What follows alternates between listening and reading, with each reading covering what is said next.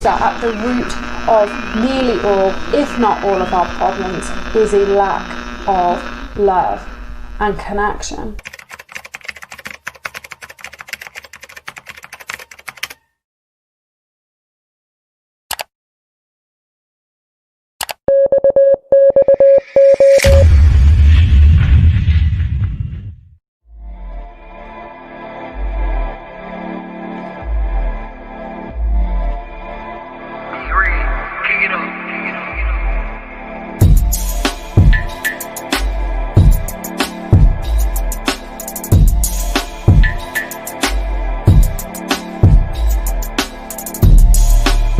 We live in a world of distraction from ourselves.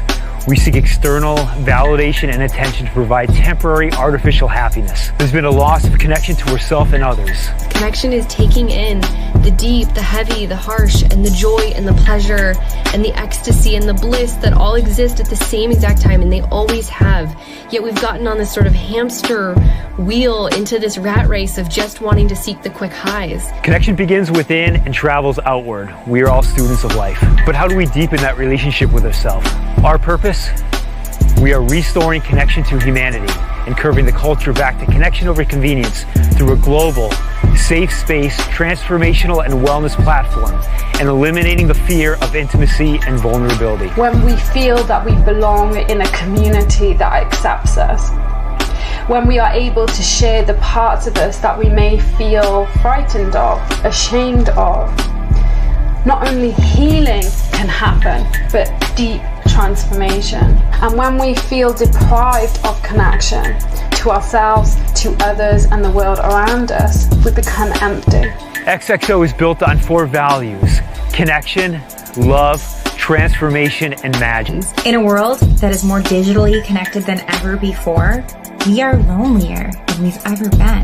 According to Harvard Business Review, executives may actually suffer at double the rate as the general public. We are creating an energetic tidal wave to accelerate human connection and push the human race forward. XXO Connect provides a safe space environment without judgment and with full support, where we're able to take the ego and replace it with humility by turning the distraction back on ourselves. Connect with us and not have to go through the same things, or be able to understand some of the things that they're going through, or perhaps maybe just connect with somebody in a freer space that they've never been able to connect with before, without judgment, without fear. I am so excited to have a place where we can build strong relationships built on a safe space where we're free to be our vulnerable true selves.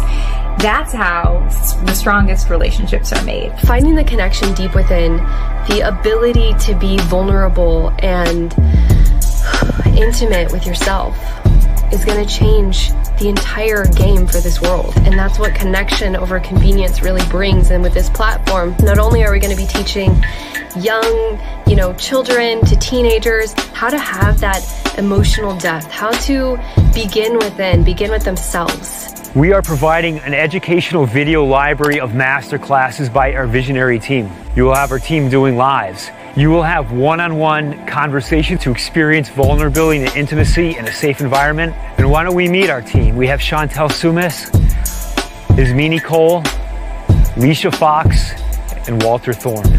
They are the superheroes coming together to fight for connection. I didn't want to hire a team and create connection. I wanted to create a team of higher connection. We will share in subjects like self-love, self-worth, body image, shame, sexual trauma, disabilities, and other subjects.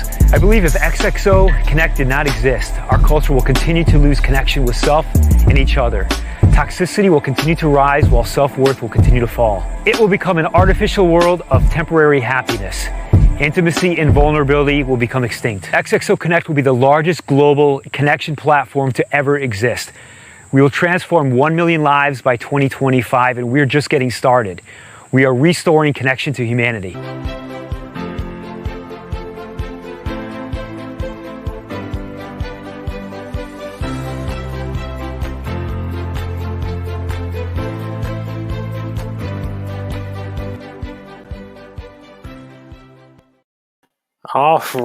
All right, guys. So we are live. Thank you guys so much for joining along. I know it's been a long day, especially for those who've been participating. But I want to go ahead and bring on the two co-founders who are still hanging out, still hanging on, still being troopers, guys. Please welcome Mr. Jason Leibowitz and, of course, Mr. Walter Thorne. How are you gentlemen doing? Good. How are you? I am wonderful. It is wonderful. I know it's been a long journey, but again, these things are always never the easiest things to do. I remember always seeing the old telethons, and I always used to think to myself, dude, how do those guys go and stay up and revved up for like 24 hours pushing people? So now you now you know what it kind of takes to try to soldier on to get going to these things, because it's not the easiest thing. So got to have a lot of admiration for those people that do those things. So all right, Jason, how's the experience been so far for you? And we'll go to Walter after this, and we'll introduce our guest.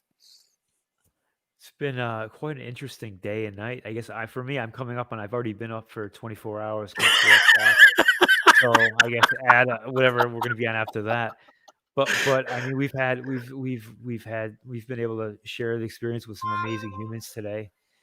We've had amazing guests come on and hang out and come to support us all day, and some just amazing people in the chats and in the community hanging out with us. So it's been a great day. And that's a good thing. Always making connection, always building. That's one of the wonderful things that comes out of an event like this. Is sometimes you get connection with new people who you don't know, or you've actually made a connection with somebody you've been networked with, but you've never had the opportunity to speak to. So it kind of opens that door as far as meeting new people, and it's a great way. So how about yourself, Walter? I mean, this has to be a kind of experience for you, because I know I've been watching the stream, and you've met quite a few people who you were first introduced to today. So how has that experience been for you?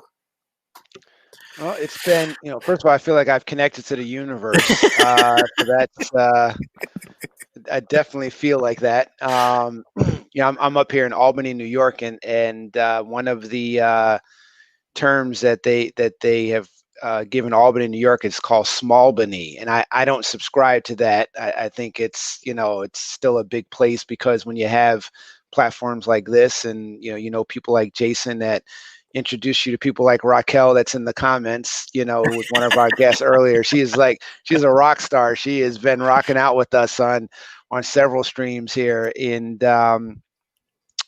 it's feel like we've connected, and I've learned a lot of things and shared some things over the last 24 hours that solidified my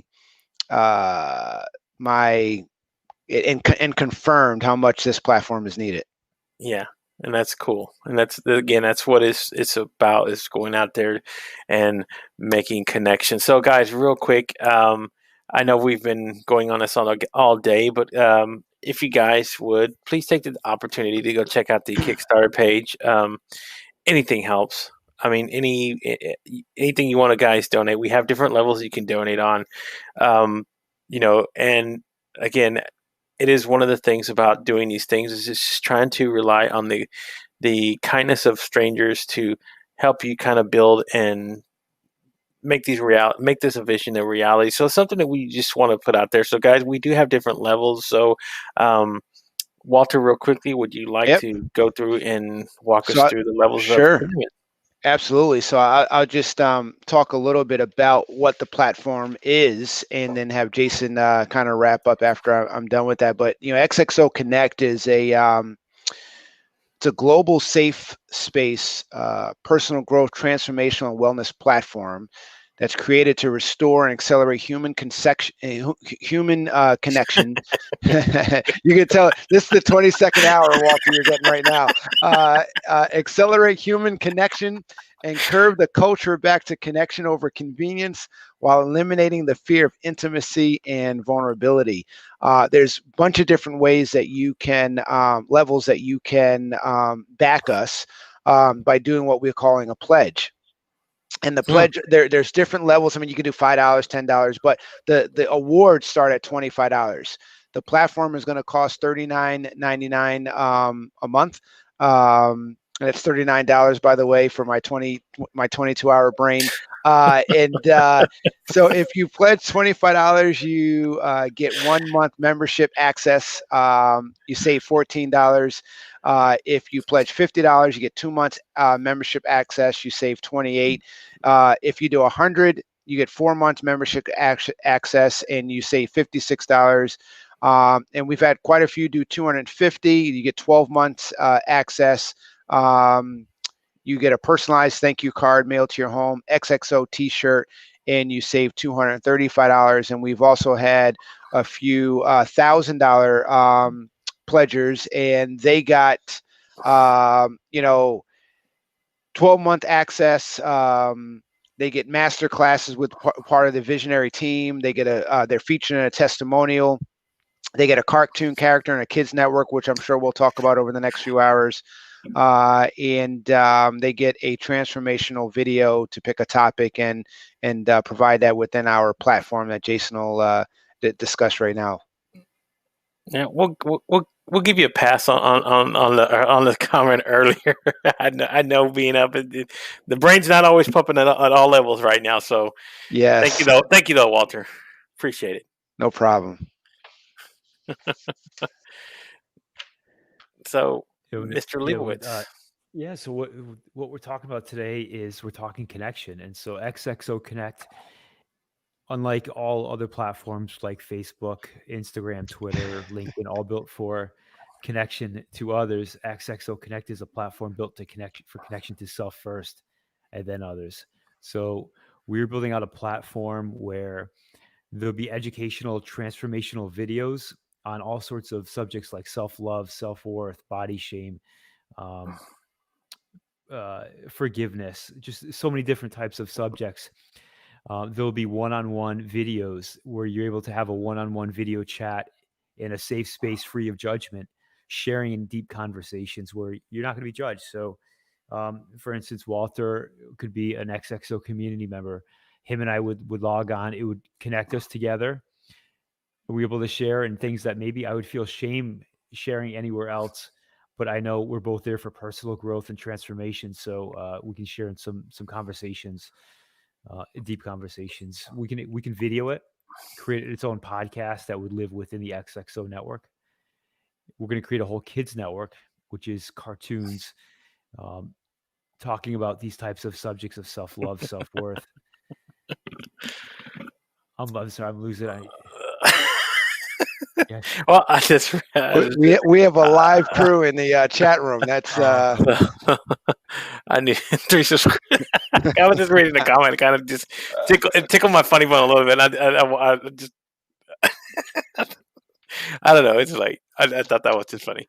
So, well, of course, what we were talking about here, getting into connection. I wanted to bring on somebody who has been part of this and was one of our donators earlier. So, plus, I've had an actual conversation. She is a pleasant person to have a conversation with. So, I'm going to go ahead and bring on our first guest. Her name is Ana Maria Ignat Berget. So, all right, here we go. Hello. Hello, Ana Maria. I appeared already. I appeared. I manifested.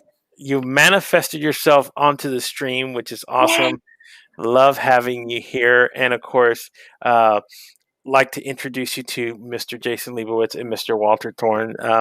They might be a little slow to react. That's okay. I feel the same way. Sometimes the oxygen and the brain don't always work the same way when you deprive it a little bit. So, all right. Hi guys. Yeah. Thank Hi, you so much Guillermo. thank you so much for the pledge today. I really appreciate that and you spending time with us. No worries. I really believe in this. And Thank again, you so much. yes, and again, it's always wonderful to actually have have a conversation where you're really talking about open connection, and this is what we what we say we want to kind of bring into a vision and bring this out into the open. This would be something that you would want to talk about. So, Anna, one of the first things I want to talk about you is your journey here to try to figure, first of all, believing in something like this, and what are some of the things that you've learned across your own journey about trying to figure out what it means to be open and vulnerable, and having a space to somewhere to kind of share your own thoughts and your story, because you do have a story about being bipolar and some of these things, and it's kind of important to, maybe these wouldn't be things that you would want to share on an open platform, somewhere you maybe might feel a little bit more connected with people who are there. So let's talk about a little bit more about that, if you would elaborate on your journey there. Of course. So I think like my journey of self-discovery and of discovering how important connection is for me started when I became a mother, really. It's like motherhood really changed it was a big paradigm shift for me. I started on this journey of like really learning a lot about the human brain and our behavior and our development. I actually ended up training as a baby brains trainer, which is sharing. Baby Brains is a company that shares neuroscience to parents so that they learn how the brain develops. So I learned a lot about that. And then, of course, like I was in a frenzy when I was pregnant and I couldn't. Like, I'm from Romania, Steve. Steve was asking in the background. Yeah, I'm from Romania. I learned a lot about myself and about humans and about how strong we are and how vulnerable we are at the same time, with all our biases, with all our shortcuts that we need. It was. I have my kids are now, one is 5.5 and one is 3. So I kind of it's been a journey. At the end of last year, though, I had a bit of a breakdown, unfortunately. But this brought me to some realization. So what happened is I had my first ever manic episode, which appeared out of a lot of stress. I was moving countries. I wanted to make sure I was living in London. I wanted to make sure I take advantage as much as I can of the networking opportunities there. So I was meeting a lot of people, doing a lot of projects. So my brain just wouldn't have it anymore. And what actually happened is like this got triggered when I was at an event that was talking about doing marketing the very sustainable way, the humanistic approach, and it's really got my brain super fired up, right? Well, having a manic episode is not, you get into a very elevated mood. It feels really good, right? But it's detrimental to your health. And you can do things that are not very clever, right? Of course. Fortunately for me, I didn't do anything stupid. I just went into this mode of like, oh my God, I want to save the world. And you know what? I might be able to save the world. So I started getting all sorts of ideas. Oh, nice to hear that some people are resonating with this. Yes. Yes, because you know why? That's why I'm sharing here. I know it's a very open platform, but I know how valuable is when you see somebody talking about things you've experienced and you're like, oh my God, yes. And since I started sharing, a lot of people just like send me messages and said, you know what, I've been through this as well and I couldn't talk about it, but it's good I can talk about it with you now. And maybe eventually I'm going to have the courage to talk about it with more people in my life, right? Not everybody has to make it public or whatever, but it's important that we talk about these things. And it's important to get the support and to get the connection, because connection has been a really big word since having that manic episode. Because actually, one of the things that made me pledge $1,000 today, dollars, pounds, euro, I don't even know what money I'm talking about. Dollars, you guys are in the US, all of you. All right. It's because one of the ideas that I had when I was in the clouds, well, not really in the clouds, I was like above the clouds. There you go. And one of the ideas was this: how do we make a platform that deals with human connection, like really human to human, and that also teaches you how to be vulnerable and to do it safely? Because there are places where you can be vulnerable, but then you have all the trolls and stuff like that. It is dangerous, especially for a young mind. And I'm an anti-bullying advocate, as I've been through it. So I know how that feels. And I imagine how it must feel with all this happening, right? Yeah. All the social media, all the noise, it's like, oh my gosh, you can't actually like go home and get rid of it, right? Yeah, it's hard. So yeah, that's kind of been my journey. And what's happening now this year? Then Corona hit, right? Yes. So I moved countries in January. Then it was really hard because adapting to a new reality. My eldest son was not adapting at his new school, so that really hit me hard because like you're the mama bear. You want to protect them, you want them to feel safe and happy. And then I was like, oh, did I make the right choice, and so on. Then coronavirus came, which surprisingly came like a, I don't have to do anything now. I get a break. Yeah, right. There's a few people that felt it like this at the beginning. At the beginning, Because right? it's like, okay, I get a 1 week break, I get 2 weeks break, I get 3. Oh, okay, when you're at the like third month, you're like, thanks, I'm good. Yeah, let's go back to normal, right? Yeah. So, and that's kind of interesting that you're talking about that, because again, kind of encapsulated what Jason's vision was, is that they also have a kids network, right? To kind of quell some of the things that you were talking about anti-bullying and things that can happen over social media, where people will actually, troll younger kids, and their minds aren't probably as adapt to ours to realize, hey, we can just blow it off and do whatever. They might take it more personal. They might think of it like, oh my gosh, my world is ending, because that's just where their minds are. So would you like to talk a little bit more about the kids network, Jason, and kind of just what it is and how it is involved in what you're trying to create? Sure. Today, kids value their worth based on how many likes they get, how many followers they have, how many followers others have. So they're basing it on metrics. And so that if that's the value, we need to change the conversation so they don't value their worth based on that. And so we're going to create a whole kids network talking about the same subjects that we are with the adult network, but in a way that kids consume it, which is cartoons. So we're creating a full cartoon network, and we'll build off of that as the platform builds as well. So It's just I'm going to play. We're eliminating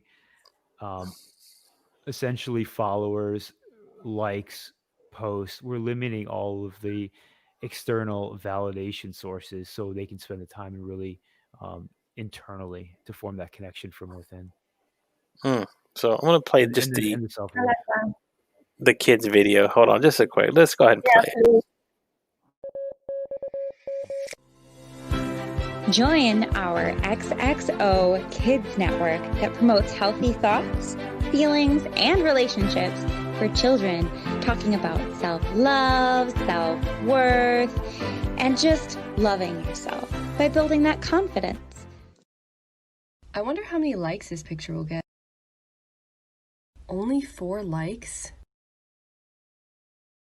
No one likes me. Your worth is not based on likes. You are just really special. In fact, it makes you a superhero.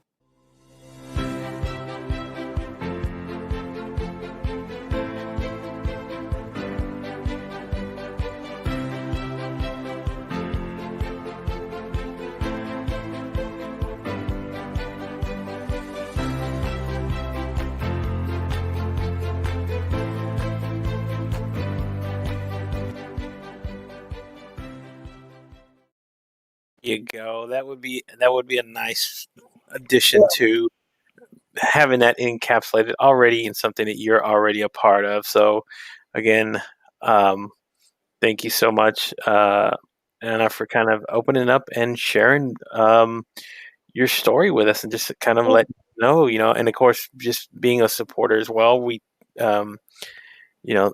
very appreciative of you doing that. And again, it everything helps, guys. So, real quick, guys, if you want to go check out the Kickstarter page again, and anything we have different, like Walter was saying earlier, we have different levels that you can donate, and again, it is a great way to kind of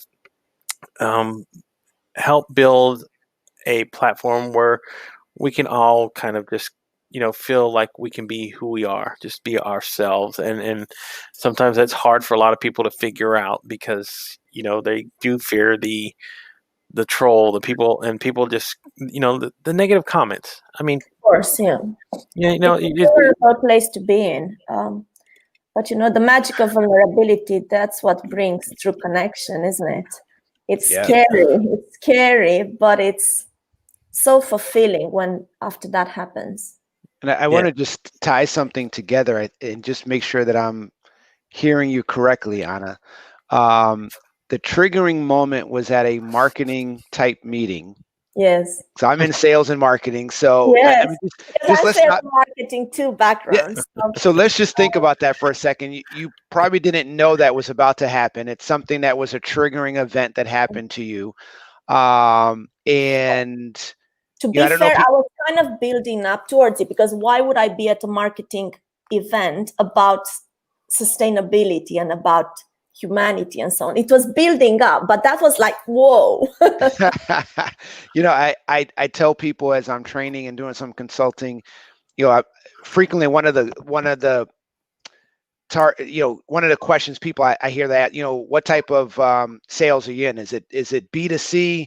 Is it B2B? And you actually brought up something that I've switched to in 2020. Right? It's H2H. Yes. And you're the second person I've heard say that. So I was like so excited. It is a thing, wish I would have copyrighted that or did something with that. But it's H2H now. And that's just an astute observation of yours, and that's why this platform that is being built out and created right now, with the root of free space and vulnerability being so important, because if you don't have that, you almost become a prisoner of your own existence, your own mind, of your own limitations, right? And we don't want that, do we? And we don't want that for our children. That's why I believe in building sustainable things for the future, because what's super important for us to do now is not only for ourselves. We're building the future for our successors, right? We need to do it right. We have an important job. We need to do it right. Like, it's our children. It's our, not necessarily our children, but yes, it's like we're leaving them a legacy. And the legacy is not like the money we make. It's not, the legacy is like, what do we leave behind in terms of humanity, in terms of the planet and everything else? That is so true, because, I've got 6 children, and they're watching, they're watching. And my 13-year-old was basically like, what the hell is wrong with all you adults these days?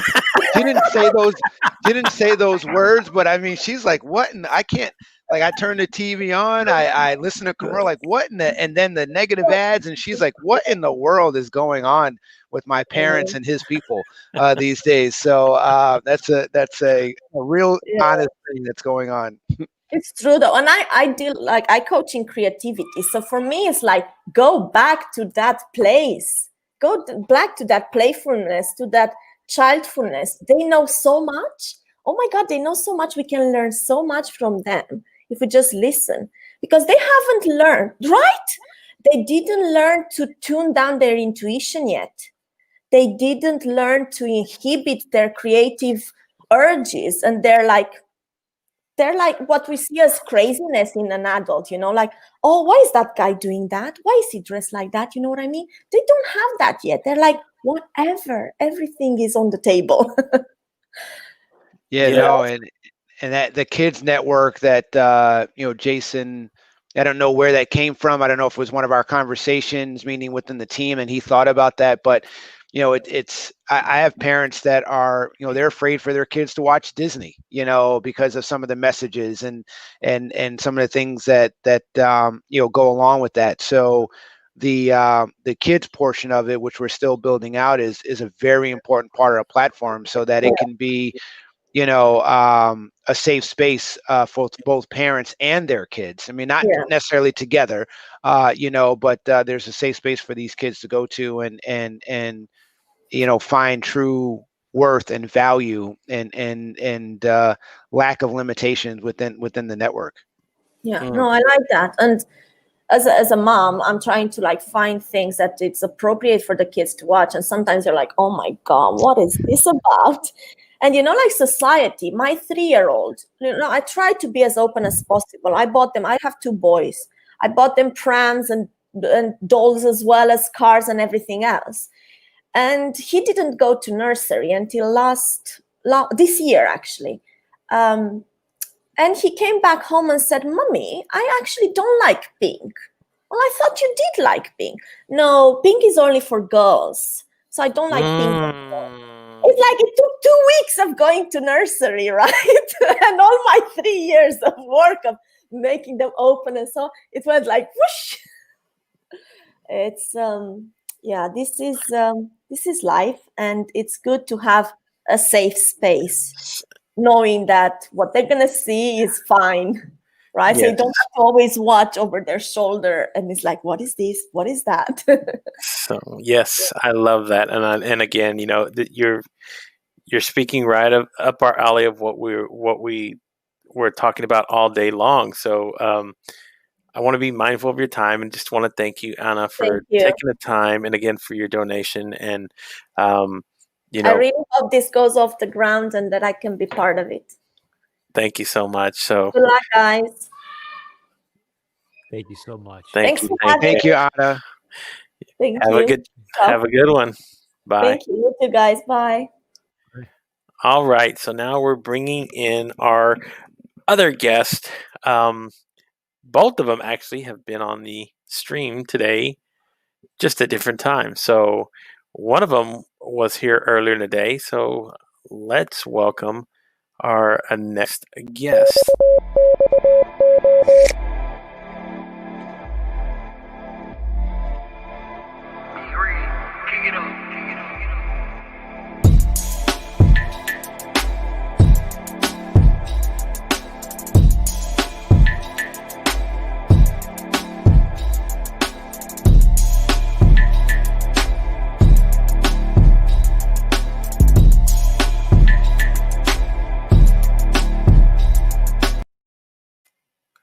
All right, so let's say hello to guest number 1.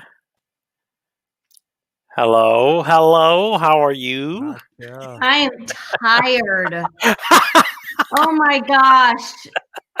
I don't know how you're doing it, Walter. And Gabriel, well, you guys have all been, I don't know how you're doing it. And I'm a night owl, but I'm tired. And you're in this, well, I think Jason's being held together by lots of coffee. Well, I was texting him earlier on the previous live. And I was messaging you too, Gabriel, with like gifts and everything of like falling asleep. And I sent like a cat that's like, I'm hanging in there. Hanging in there. That's what he is. So I'm bringing in our next guest as well. He was just on the last stream, but didn't get enough of the last one. He wants to come back for a second try. He's going to have his wig. No wig this time. You have my Right, wig. we have to have another pledge, right? And then Yeah, another pledge of $50. Put and then that you wig do back it. on. That's Oh right. my gosh. Pledge. Hey, I want to know Where's whether that? it's going to be Jason or me is the first one to start drooling. Go on to sleep and we'll start. I noticed Jason yawned, or I didn't want to call him out, but I was like, oh, look, he's yawning. Well, I got to give it to Jason. He's been up. He's been up since what, 4 o'clock? 4:30, 4 o'clock, something. Something insane already. No, 4 o'clock my time. So it's 3 o'clock. Yeah, so my I got time. Wow. 20 minutes. It's 24 hours. I've already been. Yeah, exactly. So you should have another great mind idea come to you. I do want to say hi to one person that's really helped us out. That is here today. I think they're still with us. Hold on. Mary Ellen Shea. Mary Ellen, thank you so much for all the help. She's been a huge supporter of us and helping us through this. So thank you. Yeah, she was messaging me too. She's like, I'm so tired. I'm like, I like how we're all supporting each other. Like, we're all like, come on, we can do this. Well, yeah, we'll get to the finish line. And again, it was something that when you talk about putting something like this together conceptually, it sounds very good in theory when you go, hey, let's go live streaming for 24 hours. I mean, you have to understand, we have meetings every week, and leading up to this, yeah, can't wait. We're excited. We can't wait for this 24-hour smile and dial is something I learned in the 90s and 2000s for making phone calls in my business and stuff. And, he gave us this picture about this telethon and, phones ringing and man, at 7 o'clock this morning, I'm ready to rock and roll. I'm getting ready. We're in Eastern time. I got times all screwed up. And now I'm selling, what did I say? Sexscriptions or something? It's and then you're like human conception instead of something like that. Yeah. The wheels are coming off. So it's, we were just talking before this, man, this may not have been a good idea, but we are going to bring it home in an XXO fashion. We have our energy coming from the chat room and Raquel. Yeah, we got some loyal followers, man. I love it. Absolutely. Trying to get you want to keep amped. Now I'm pretty sure that even though you might want to be as amped as you were at 7 o'clock, the energy levels I can do it. And then you get to this point where you go, okay, maybe I can do it. Maybe I can do it. I think I can. I think I can. And then it's like, okay, we're just going to have to kick you. We're going to have to bring you across dragging and screaming because it's kind of tough. So I can understand. We're going to need some close-ended questions, Gabriel, so we don't have to think. I do want to add something though too. So Anna Maria, when she was talking about our kids and everything, so earlier, just to give you a little bit of insight of how I am with my kids. So my son called as soon as I was done with the 5 o'clock guest appearance. I get a phone call from my son, and I always know when it's around dinner time because he's home from school from Virginia Tech, and he knows that he has me wrapped around his finger. I'll do anything to see him because he lives with my ex and it's 5 minutes away, but. So I get a phone call and I was like, hey, dude. He's like, what up? I'm like, you're hungry, aren't you? So he's like, Mom, I'm in the mood for Taco Bell. I'm like, okay. So I go grab him some nasty Texas cheddar chicken chalupa box. I was like, disgusting. So I go over to the house and he's playing video games and I just hung out on the beanbag while he's playing video games. And he doesn't care. He's 19. His friends all know about me. So, and the entire time I kept walking up and tickling his feet. But he was laughing hysterically. He's like, Mama. And then I'd go walk back and I'd tickle his feet. And the reason why I do that is because he was laughing. And I know the power of laughter. And to be able to make my 19-year-old son laugh and not get pissed off, but just be like, Mom, and then I hung out with him for a good hour on the beanbag while he was just, yelling at the Xbox with his friends. But I was just I'm going to sit here and just have a moment with him. And I was like, all right, I'm getting ready to leave. And he was like, all right, love you, Mom. And gave me a big old kiss. And he was on with his friends. And they were like, bye, Miss Forrest. But, it's like one of those things where I want my kids to also still be kids and be able to laugh and be silly and I'm sure they get annoyed with me, but oh well. Hey, I wanted to say something to Anna Marie too, that hey, your kid may not like pink now, but wait till he's 21 and he realizes that the girls like pink. He's wearing pink.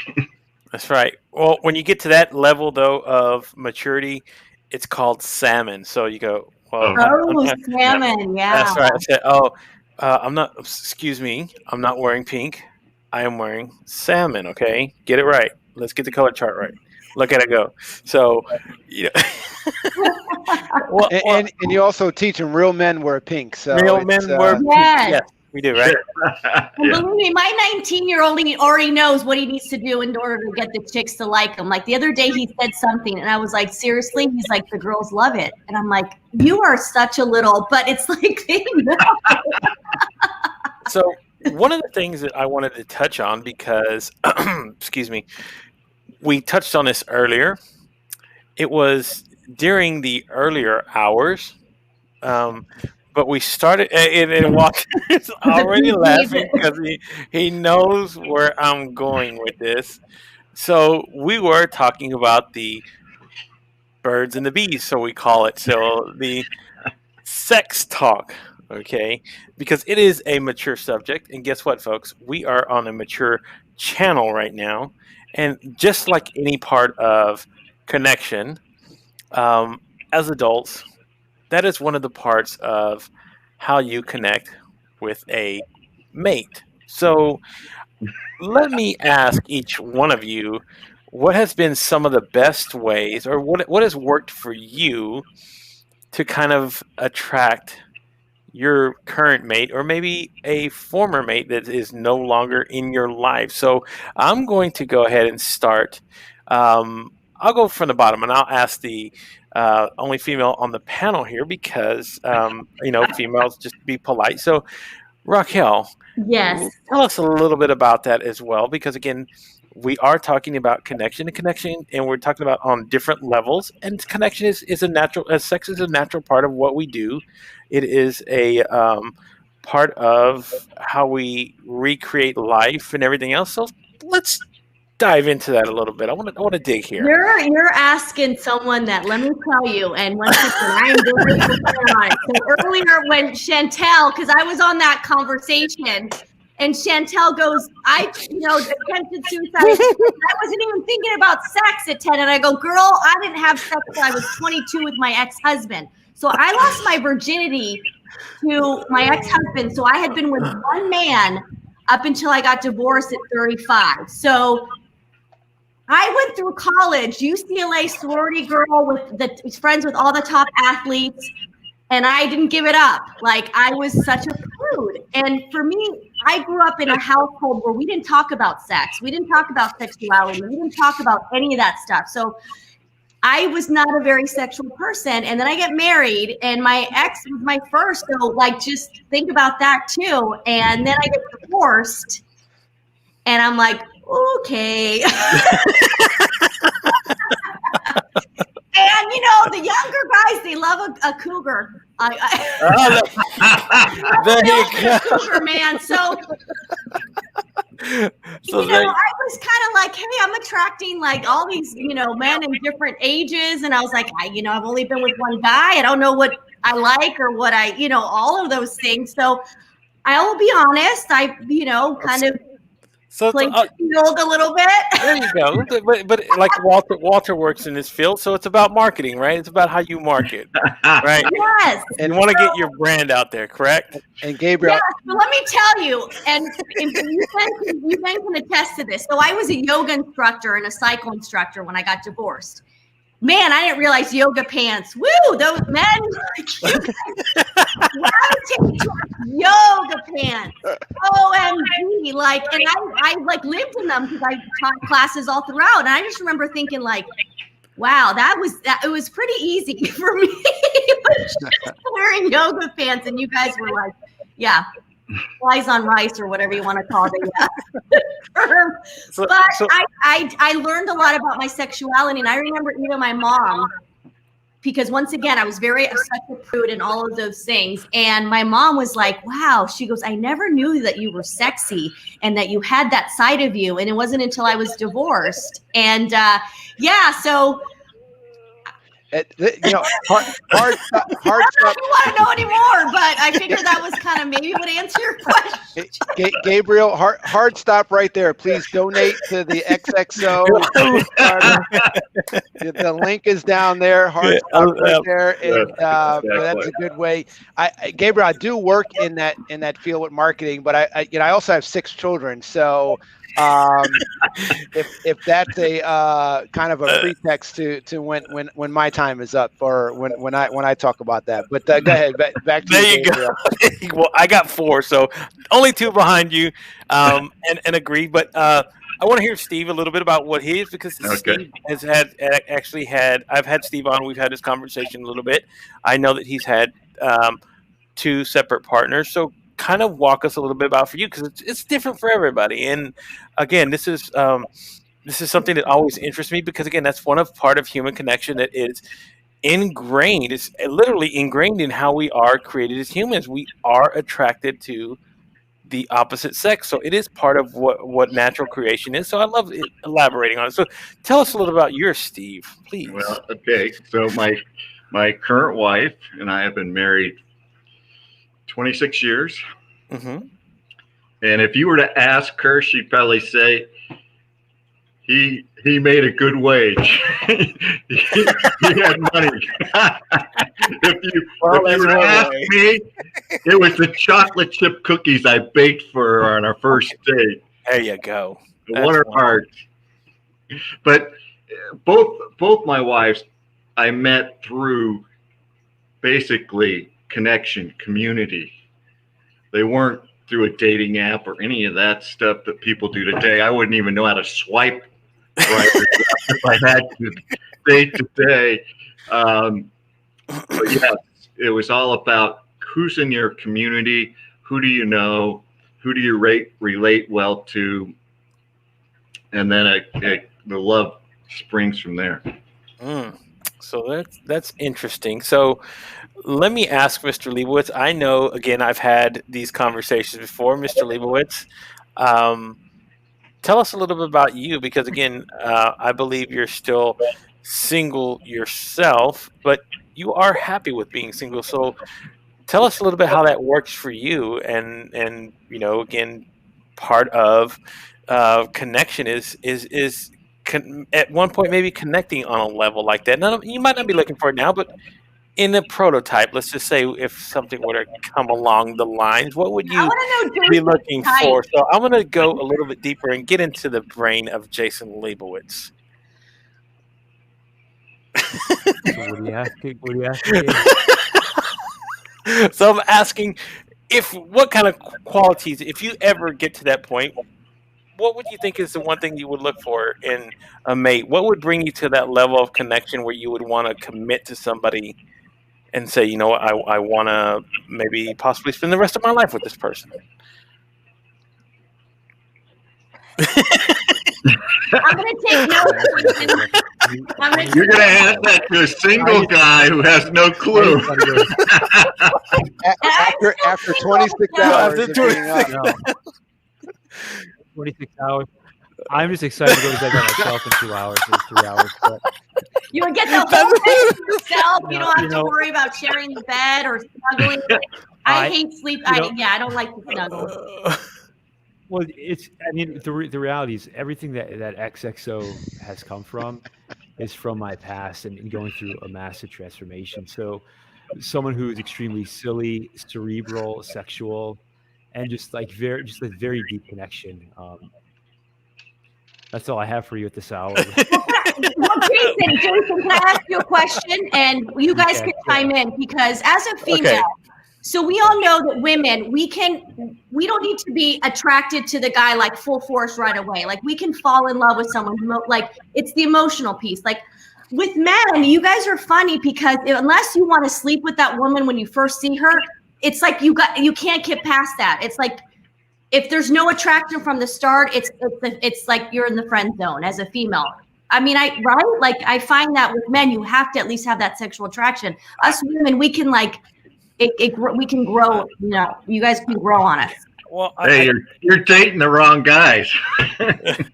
Possibly. I'm not dating. Maybe that's the problem. I'm single. Maybe that's the problem. But no, I just it's like it takes me time to fall in love with someone. Like I'm not one of those people that fall hard quickly. It takes me a while. But it's because I'm cerebral. Same thing. Like I'm getting to know the person, their personality. Okay. Here we go. I'm bringing somebody in who kind of started this conversation earlier. So, guys, help me welcome to the stream, Miss Chantel Sumise. Oh, well, there she. Yeah, it's all her. So you showed your ears must have been burning. I have been listening. And listen, I'll chime in, Raquel. I'll chime in there. You know, I think in all seriousness, what women are experiencing right now is there's too much access to swiping left and right, where men are not engaging at the level that we used to 10, 20, 30 years ago, where we had to get to know somebody because the access is just I'll swipe left and I'll swipe right. You know, to answer your question, I know it's a shame, but that's really just the root of the truth, I think, with a lot of my single friends. And Gabriel, for me, as far as it, you know, I worked out all the time, couldn't gain weight, did sports, and you know, so for me, getting girls is about learning how to sing. So I learned that at a very young age. Not going to sing today, it's too late. But Interesting. And then after talking to my parents, I started realizing, you know, it's, you know, a lot of times as women get older, it's the things, to your point, Raquel, that matters, like laughter and personality. You know, and I was like, okay, you gotta make me laugh. Absolutely. So if I can sing and if I can, you know, get them to laugh, and then the last piece was acknowledging and validating them. And you know, my father taught me that a lot. He goes, and you gotta validate her feelings. She has to know. And I'm going to teach you something right here. It's called S and A. You know, Sam and Apple, right? So you know, men and women only need two things. Okay. I mean, good men and good women only need two things. All right. And men need sex and approval. So in other words, when he's in a relationship and he's looking for sex, he wants to have sex with his woman. And the approval is that you're the president of his fan club.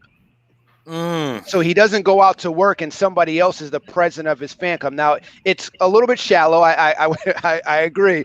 But most good men, if you start talking to them outside of the relationship, that's one of the two things that they're complaining about. For women, the S&A is security and affection.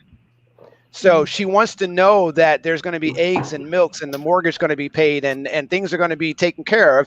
And then the affection piece is she wants to make sure that you're validating that she's heard when she's talking, because all too often women don't feel validated. And so when those two things aren't met, that's when people go outside their relationship. They're looking for that affection piece, or that security piece. And that's when things start to go bad.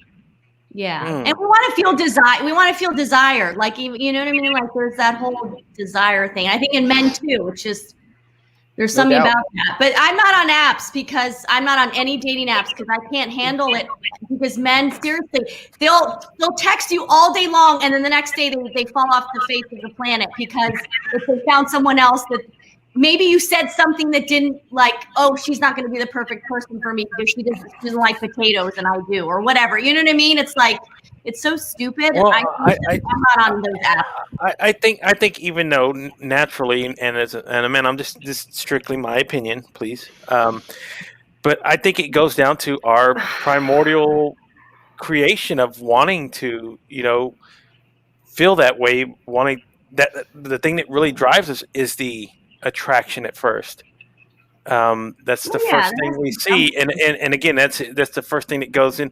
And yes, when we're young, we don't have the cognitive ability to go, you know, I want to think about relationship, I want to think about connection, I want to think about. You're thinking about, I'm going to say it bluntly, getting laid.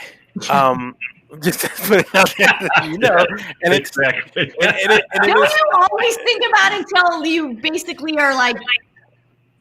Essentially, yes. Once you start getting to that point, once you start getting at a point into your in your life as a male, it is something that I don't know any male that, I mean, just my opinion again, that does not go away until, again, they're probably putting him in a box. Exactly.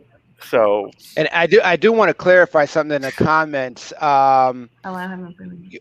My S&A analogy in no way, shape, or form is meant to say women need men to provide, yes. food for them. I am a full advocate of women empowerment. What I'm saying is, if you go to a relationship counselor and they ask you what are the top 3 problems with relationship, money is definitely among the top 3. So, women are independent. They could take care of their own. They can, we can have another conversation about that.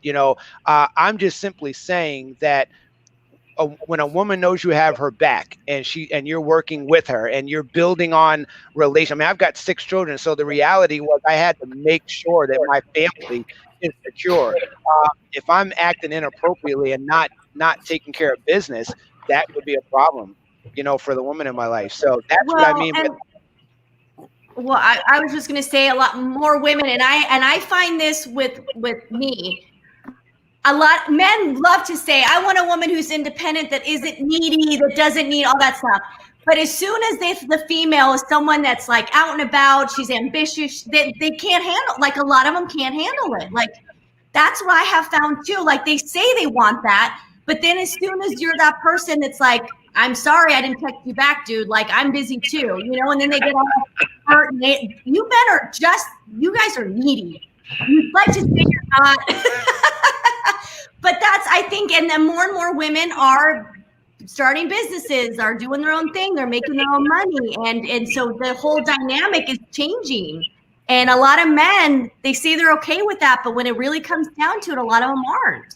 And to be serious, we've had lots of conversations about this within the XXO Connect, about how we can address that, Raquel. In all seriousness, I know we're having fun here, but in all seriousness, it's a huge problem, and I'm no expert. I'm just an expert at being me. And as I listen to, my women friends, it's a real problem and something that we definitely want to address within the XXO, because I think men are, and I can't talk for all men, so I try not to do that either. But we need help. We need to know how to validate, how to acknowledge, how to have a free space. And somebody earlier was talking about some triggers that she was having with her husband, one of our guests, and she's been with him for 20 years.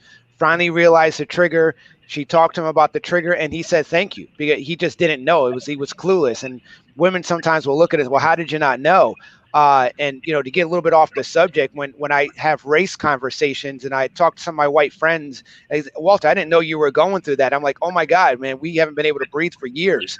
So when we take it to that level and somebody becomes aware, I think that happens in relationships, between men and women, where, sometimes they honestly were not aware and the women didn't make them, aware, and it creates that divide that we're trying to get a free space in XXO. Jason, you want to add anything to that?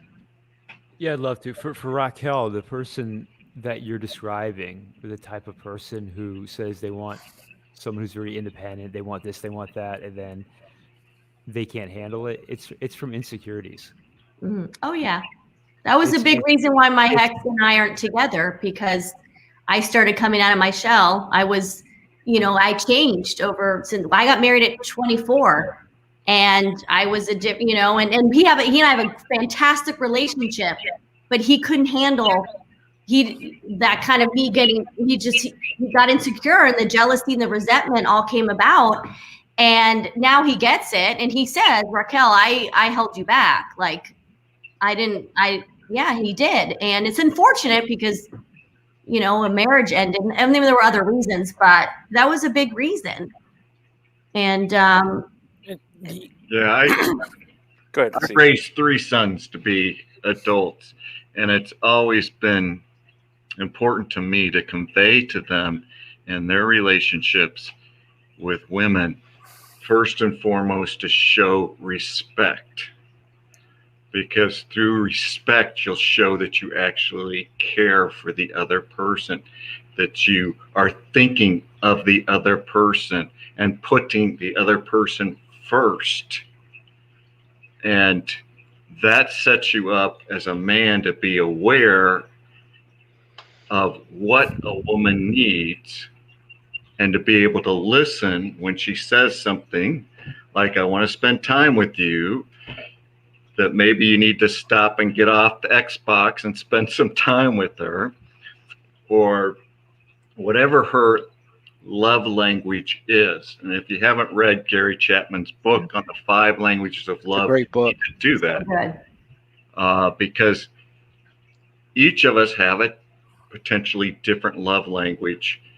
And if you get into a marriage where you have different love languages, marriages fall apart. Yeah. And, you know, and for a lot of women, they don't need anything from a man, you know, so here we are trying to fix problems that somebody put in the chat, they just want to vet, they just want to talk. They don't really need us to fix anything. And then we're woefully absent on even that, you know, so they've got their life together. They're independent. They know what they want to do, and they just might want to vet and you know, and we don't show up. So, you know, the best ability is availability. And when they're in that place where they need to have that conversation and face to face, you know, that, and you're absent, that creates that divide there. So it's a very interesting it is shift that's going on. And I think swiping left and swiping right is, you know, I see men my age, you know, constantly swiping left, swiping right. They're never satisfied. You know, they're on to the next one. They're building a bench. It's, you know, and by the way, for with all due respect, you know, a lot of women have their way with it as well. You know, absolutely. You know, they're swiping left and swiping right because as soon as the guy is not right, they're you know, I don't know which way is the connection way, but you know, as soon as he's not right, she's swiping left, and so it creates that divide.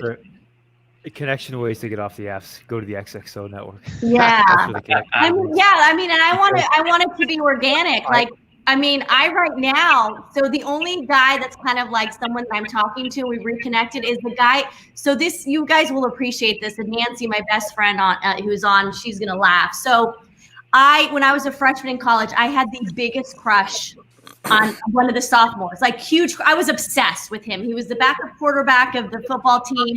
I mean, and we were friends, and we just kind of like went our ways after we left college, and we just reconnected after 25 years last Christmas. And so the last time I talked to him and we were friends, he was 18, 19 years old.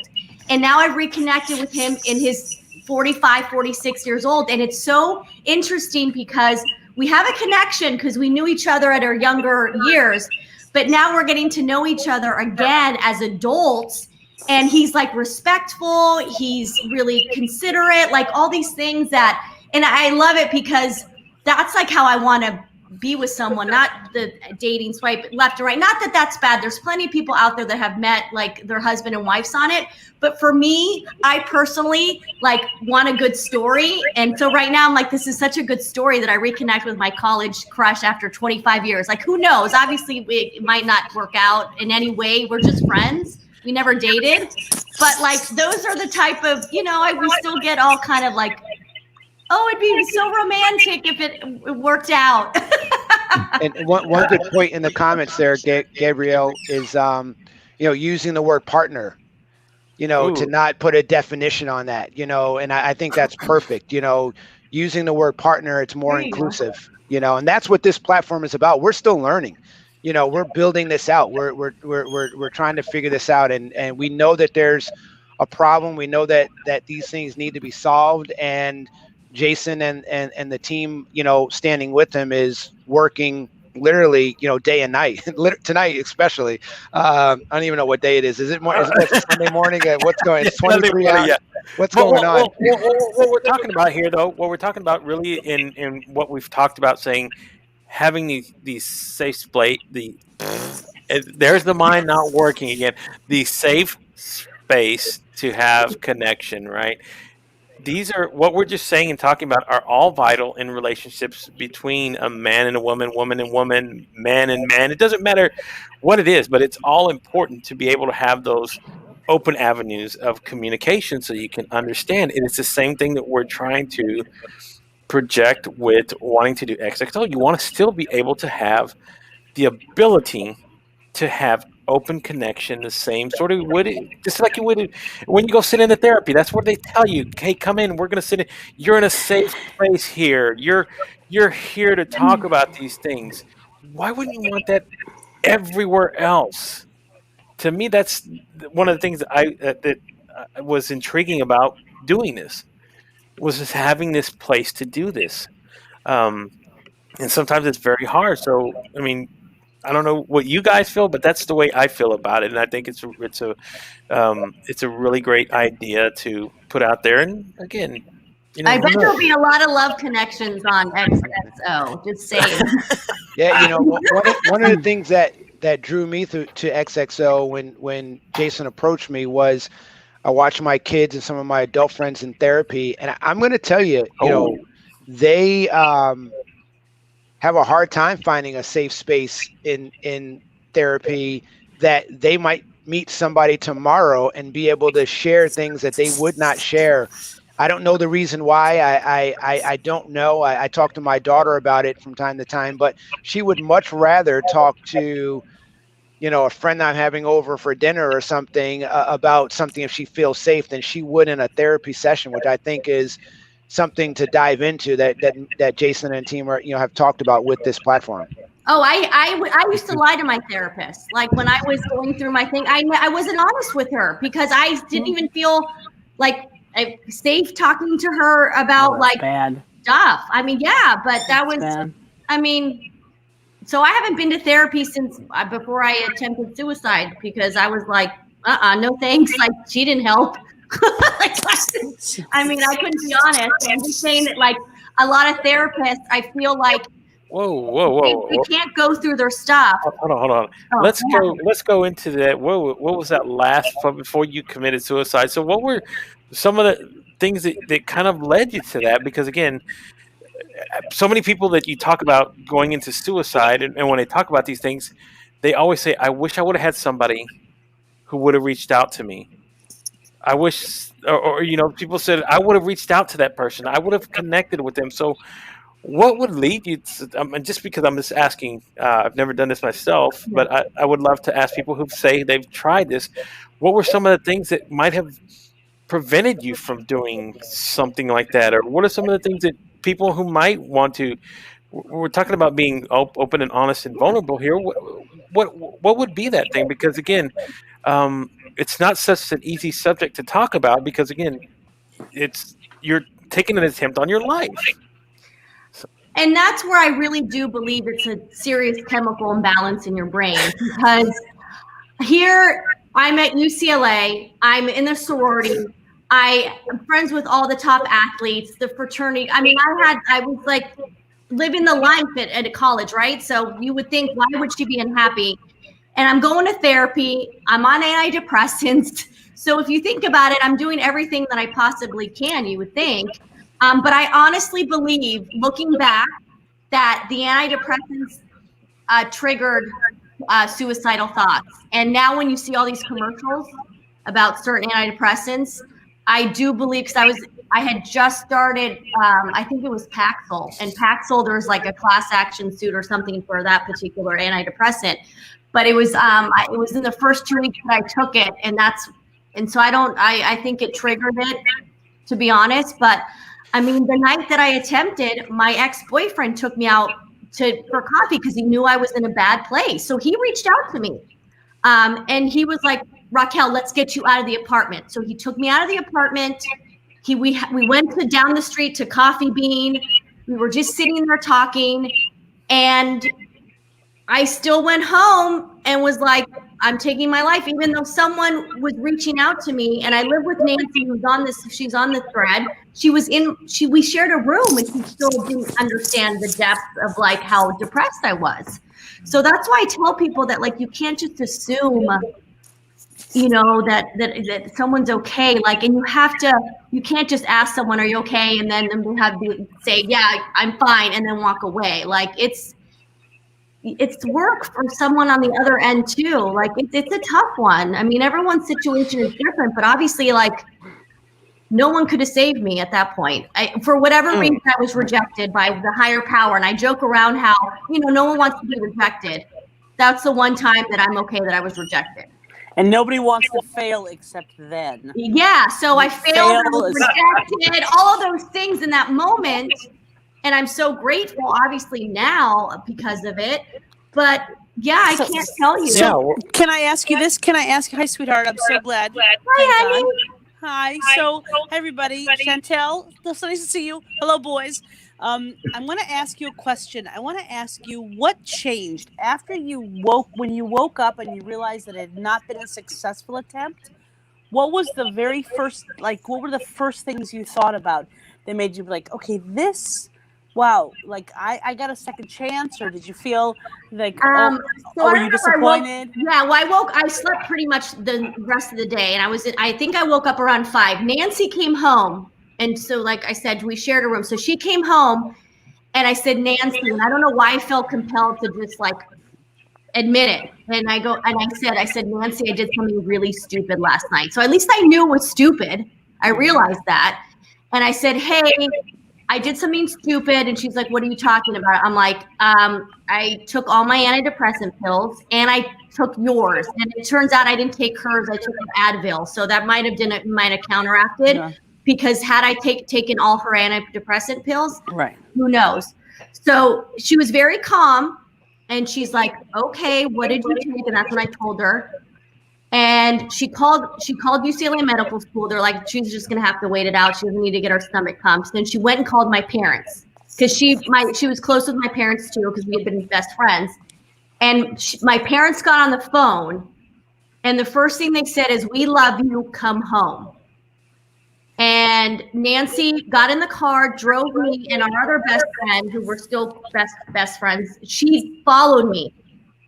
And we drove to San Diego 2 hours away. But unfortunately, my parents were not. That's where I feel sad, is that there's a lot of parents out there that don't deal with it the right way. Not that there's a right and a wrong way, but my parents didn't deal with it well. Let's delve into that a little bit. So, as a parent, because we're all parents here, I believe every one of us has. How do you approach that with your child about even talking about the subject of it? Because I see news stories all the time, kids taking their own lives because they're being bullied online. It's like it's the end of the world for them. And how do you approach that when you might see signs of your kid maybe leaning towards that or seeing? Can we, Wendy, address that? Can I address that? Yeah. Wow, you're so cute. I don't know Jack. But I have talked a lot of people off the ledge. So I think the thing we have to do, but I just want to go back 2 steps, by the way. Yes. For a minute there, when Raquel was going into her exploits, I thought XXO was like XX. Oh my gosh. So cool name.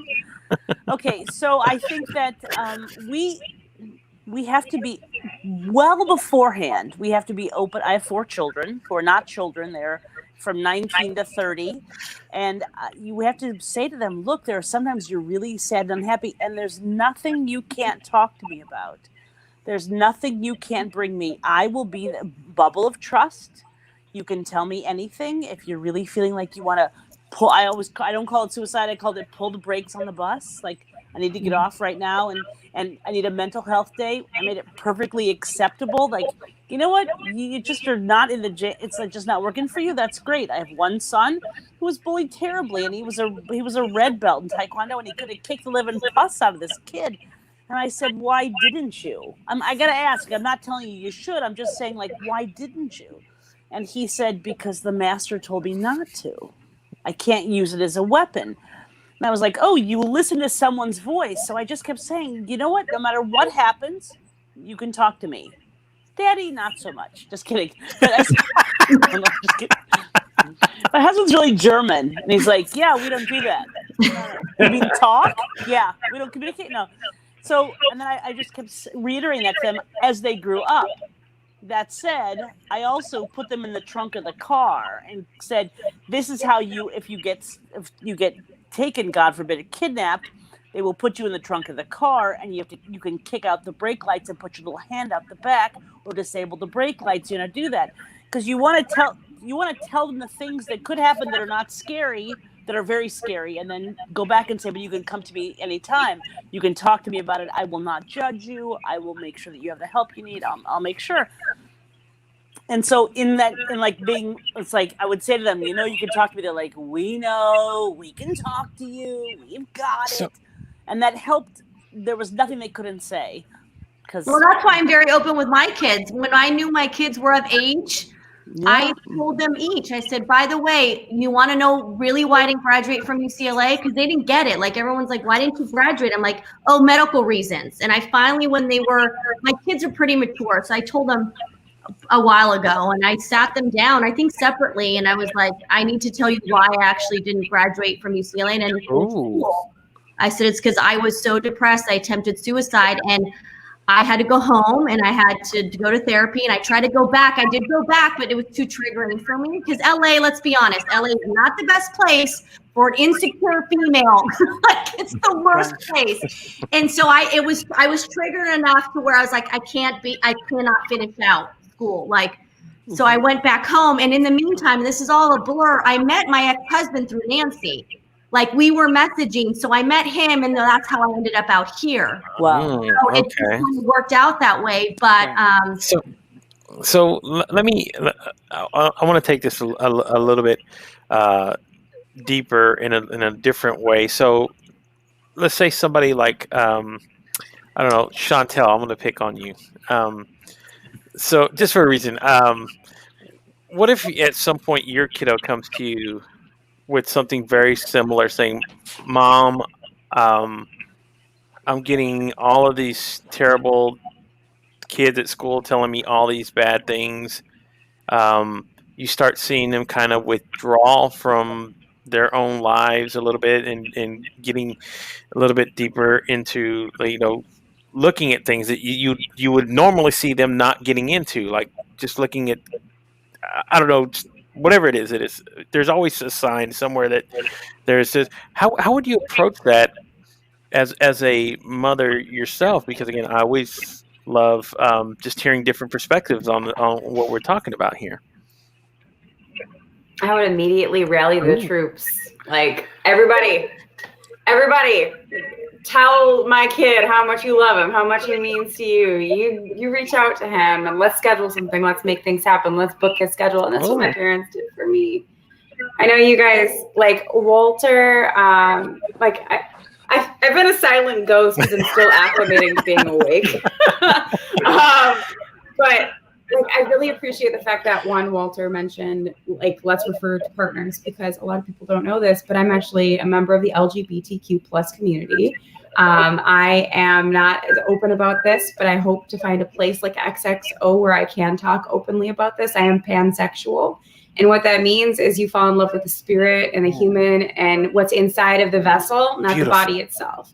And a lot of people think that means that, they're not a sexual person, but they're like hypersexual. So there's a lot of different things that people don't really know about in this community because it's very well hidden. Obviously, people look at me and they think, oh no, she's definitely straight. She's so feminine. But there's a lot of different things. And that's where I originally felt like I was a freak, because here I was loving every human that I came across. And that's where I my depression and OCD and those suicidal thoughts started really coming into play, especially as a Christian. I was so freaking lost. Right. It kind of crosses the cultures of what we do. That's why I say I love the idea of a judgment-free zone, because that's one of the most harshest things to do. Is is that possible? Is it possible? It just takes one person to trip one person casts judgment, and then the whole thing could be skewed. It's just if you really believe in life, then you really believe anything is possible. And what I mean by that is that even in the most dire circumstances, life has a way to exist.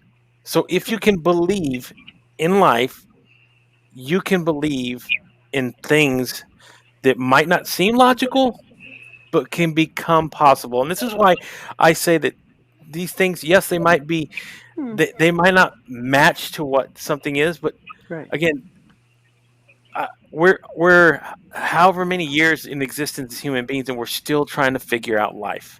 That judgment is a really good thing too, because judgment usually means somebody has their mind a certain way, and it opens up the tables for conversation and education and curing ignorance with knowledge. So having a safe space to discuss these things is very, very important.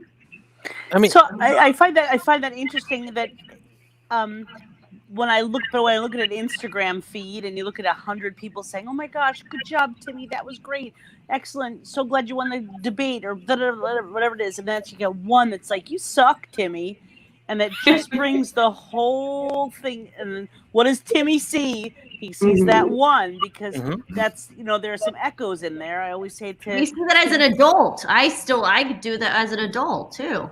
It's very hard to get rid of those echoes of people saying things to you that you don't that don't fit with your self-awareness. Like, oh, I don't suck, and then it goes, and then it's like you're fighting with that. So I think it's so. How will XXO be policed? That if something slips in, and it could be double, it could have a double. Hey, I hate that word. It could be then a double entendre. Like, you could take it as one way or the other. And so is somebody to say, can you clarify that? Because we really are keeping a safe space here. Like, there are a lot of things that all of a sudden people who are 99% awesome will be like, oh, it'll hit them wrong, and they'll hit the buttons before they realize they've done it, and then it's out there. So I'm curious about that aspect of it. Maybe Walter, Chantal, if you can give some perspective on, like, how do we keep it uplifting? I mean, like, the fact that, well, first, Nancy, Darlene, girls, yes, I know, right I love it. You connect with me. Let's get a coffee. The fact that you have to pay to utilize the software is like, somebody paying a high-end matchmaker to hook you up with somebody else who's serious about a relationship. So these people that are there are serious about creating a safe space in their own mental and physical health. So that's one way of getting rid of the bullies or any kind of negative energy. And the other way is that there's going to be so much content to help people with this kind of circumstance, right? With bullies or trolls, or dealing with that negative self-worth. Walter, you want to jump on? Yep. There's also a vetting onboarding process. We're not going to just let anybody in the platform. So there is some vetting around that. And Wendy, you and I are new best friends now. Just so you know. Oh, she didn't have her earpiece in. You and I are new best friends now, Wendy, in case you didn't know. If you have an iPhone, she'll FaceTime you. She likes to FaceTime. I'm getting just a ton of feedback. Is anybody else getting this? Like, it's just a ton of feedback in the line. It's just I'll figure it out real quick. I'm like, okay. But so we're it's not going to be perfect. And I don't think we want it to be perfect, but the question is, how does that community handle that? I think at all. I can't hear anything at all. I'm sorry. Now it's totally different. The feedback stopped. Yeah. Can you hear now? Now I can you hear me? I'm good. Hey, something happened. Whoop. Thanks, Gabriel. Okay. Well, what I do is I gotta mute everybody out, and it singles out where the feedback is coming from. So, watch this. Hold on. There's the winner. Okay. Now talk. Can you hear the feedback is gone? Cool. Yep. Thank you. It's like a murder mystery. Who's the murderer? Okay. Yes. So I figured out who the mystery guest here who has the audio feedback. So don't worry. Keep talking. Cool. It's gone. Walter, please start from the beginning if you would, because I didn't get to catch any of that. I apologize. That's all right. Well, what I said was, you're my new best friend. That's what I opened up with, and you couldn't hear all Damn, the I missed feedback. that twice. Yep. I think but we're going to have a vetting process, bringing people into the platform. There'll be, ways to kind of police that, report that, and those types of things that we'll do with inside the platform. We'll take it very serious if it persists. But when I think of transformation, it's why this platform is actually there. And I think the intent and the reason why people would come for it needs to be different than what it would be on a dating site or Facebook. Even though organically some of those same things can happen outside of the platform, I think that we're creating a platform to eliminate that. And these are words that, eliminate sounds so strong. Obviously there's going to be people that come in that shouldn't be in the platform, and we will handle that as as swiftly as they got into the platform, right, to create that space. I do want to bring it back real quick to the question Gabriel asked about mental health from a personal place. My daughter dealt with it, and for a lot of that time I dismissed it. As a parent, I just didn't understand it. I just didn't, and as I see some of the triggers that can happen within, even our own group, I was trying to be the most loving parent in the world and give her motivation. You got this, you'll be okay, and I'm a motivation nut.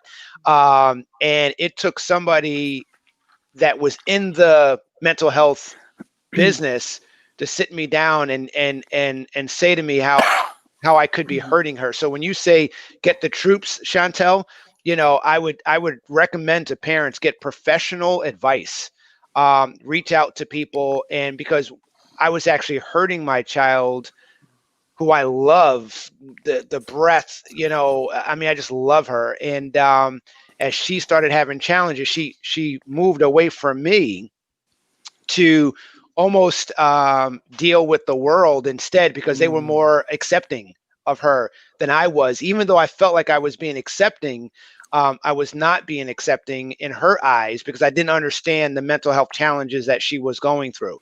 I do now, and it's a beautiful relationship. And we have a place called Four Winds, and she was in there. She's an adult now. And I went there to visit her, hadn't been around her for a while because she is adult. And in that moment, I knew that I had to bring her home. And from there, we worked it out. But I honestly didn't know, what to do. So this is something that is very near and dear to my heart. So it was a great question, Gabriel. Yeah, acknowledgement is key. It really is. And that Nancy had reminded me, she just sent me a text, because once again, I was in a blur. My parents didn't acknowledge it. I found out years later from my mom that my dad went to work the next day. I mean, what parent, if my kid attempted, I would not go to work the next morning. It just goes to show you that they didn't really, and to this day, they're in denial about it, and we don't talk about it. We really don't. I mean, it's unfortunate. So as a parent, I look at that and I think, man, that sucks that they reacted that way. And so now I know better. But yeah, that's why I'm always please acknowledge your child and don't dismiss it. And don't just be oh, just be happy. Just think happy thoughts and you'll be fine. No. So really quickly, every piece of these last hour and a half that we've had with this conversation is what we want to create to put on that platform. Everything I kind of led you on was for an example. We talked about sex. We talked about these things. We're talking about these things. This is what and why it's so important to have a place to have these conversations where you can feel you can open up and go, you know what? I feel here that whatever stays here stays in this tight-knit circle, right? I mean, yeah, I'm broadcasting to a lot of people today, but what if it wasn't there? What if we was just here talking about how we can really just open up between 9 strangers and talking about these sort of things and opening up? You can see where the conversation leads. There is a trail, because for me, the next natural step is, well, the relationship between your parents and you. Where was there a disconnect there? I mean, because that's how these things can actually roll. This is why I say this is so important, because these things can be broken down, and you have people who maybe have the experience or maybe licensed and certified who can come in here and be part of the conversations and help kind of lead in a way that people can, say, well, I never thought about it from this angle, because again, each of us are going to have a different perspective on it. That's why I love hearing different perspectives, because I get it from every single angle as a parent. That's just, for me, a great way to learn from somebody else's examples. And that's why I always love to talk about these things. So, and just for, you get to see, guys, Walter, thank you so much for sharing that. Chantel, thank you so much about sharing what you shared. Raquel, thank you so much about you opening up. I mean, you've kind of opened up quite a bit, and this is what is beautiful about what we want to create. So, guys, I excuse me, I'm gonna let you vent for a little bit between you, because I got to go take a big boy potty break. So I just wanted to put that out on the air and let you guys know I have Make to sure go. you mute your microphone though, so we don't hear any. We don't hear. I have a pee jug right here next to me. So come on. He has to go take poo poo for a walk. So, but it's because I drink, when I get on these shows and I do these things, I drink tons of water, and guess what? Water will do to you? It'll run through your system. So, you guys can have the calm for about 5-10 minutes. I'll be right back. It shouldn't take me that long. So, all right. You go. I'll be back. You have the calm. Chantel, did you see me earlier? With the wig. I brought my red wig back. I got $50. I'm so happy that you've already decorated too, and it's not yet December, so people like us that are a little, holiday happy get a little crap from some people, and I think it's good. Bring that cheer. We need more of it. Oh my God! I totally thought it was green screen. I'm sorry. No, Jesus, my wife worked hard all day. Yeah. Oh my gosh. Okay, so I have a question for you. And what is the song that you go to when you want to you've got emotions and you just got to deal with it, and then if you put on this song, it's going to be like pop out the cork and be like, okay. Do you have a song? Do you have a thing that you go to? It could be a film. I'm a film producer, so it could be a film that you go to. You're like, oh man, I'm gonna go watch whatever this one or whatever Rudy or whatever. Whatever, and gonna watch this movie, and it's gonna just really totally go for it. So I go from one end to the other. I go from music. You're gonna make me lose my mind up in here. That kind of just. I go to that. Yeah, absolutely. And then I will, veg out on that, and then I'll sit and watch The Notebook to kind of. Oh yeah, I couldn't think of the name. That's a very true story. Like anytime The Notebook's on, I have got to watch. So I often ask people, like, it got tiresome to ask people, what's your favorite film? Because they're like, oh my God, I've got so many. So what's a film that if it's on, you got to go to bed, you got to get up early in the morning, and you're just flipping around that one last time, and you see the opening credits, you're like, crap, I have to watch it. It's for me, it's 16 Candles. That's my all-time favorite movie, and I will never get sick of 16 Candles. Like I can quote the whole thing to you, every single line. Molly Ringwald was like my idol. The Breakfast Club must be in there too. Yeah, and John Hughes movie is Pretty in Pink, all of those. Those make me Uncle happy. Buck. Yeah, great stuff. Great stuff. Yep. So great. Okay. My current song is from The Greatest Showman, and it's This Is Me. That's a great song. Okay, I'm going to tell you a terrible story. This is true. I had just had a meeting with a producer that I was working with on a project, and he said we have to get out because it's not. They raised the budget. It's untenable. We can't get out. Now, that same night, he said, okay, well, I'm sorry I can't take you home. I was in West LA and I was staying in North Hollywood. And he said, I'm going to Playa. I can't take you home. It was like 10:30 night. was like, don't worry about it. It's all good. And he said, so like went into the parking garage and he came right back out and he said, wait a minute. I did get offered a film. It's about a circus. If you want to work with me on it, it'd be great. And I'm like, He's like, I think Hugh Jackman is signed for the lead. And I'm like, I don't like circuses. No, I'm scared of clowns. No. So I said, no. He's like, okay, totally cool. He said, so he went on to executive produce The Meg, and I got in a lift and met my producing partner that same night, right there, bam. So he offered me Greatest Showman, and I turned it down because I don't like circuses. I think they're creepy. Just saying. Okay, so Chantel, what's your music? What's your, even go with your holiday choice. I'm Jewish, so we don't have so many Hanukkah songs, but go with it. Like, what's your song you're like, okay, this is the holiday for me? First of all, my son's been singing nothing but Hanukkah songs all week, and I'm like, dude, dreidel. Cool. My favorite kind of music is old school American jazz, like Ella Fitzgerald. You're the one, Gabriel. It's you. Is it Gabriel? He's back from his big boy potty. Did I get the feedback? I'm like, hey, did you get those Depends on so you don't have to run? I should have thought about that ahead of time. I did not plan out very well for that part of it. That would have saved me a lot of time. Just been like, you know what?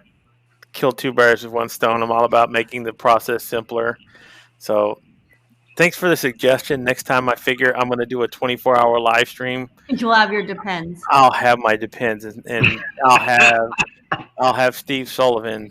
By that time, you might be old enough to where you'll need the Depends. You never know.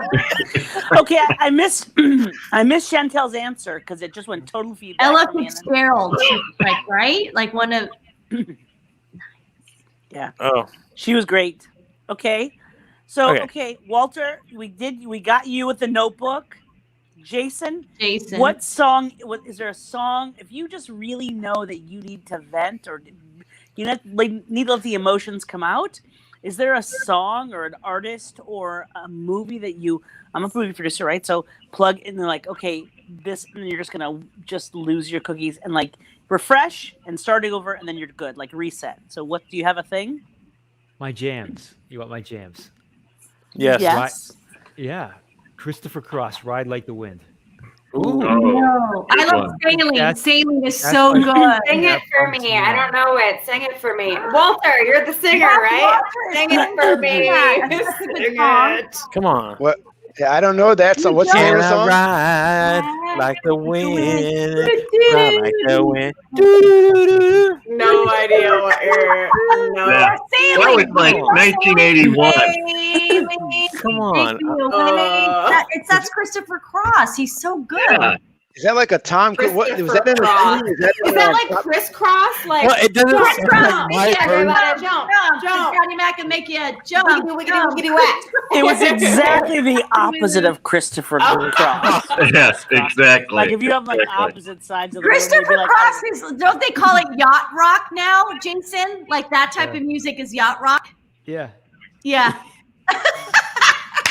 Jason and I go back and forth with songs. We're all about the songs. Okay. All right. So who do we miss? Gabriel, how about you? Okay. This was more of a 90s band from LA. They're my favorite band of all time. The name of the group is Stone Temple Pilots. It is a song called Plush, and it is a specific one. It is the acoustic version. That is, I can listen to that song.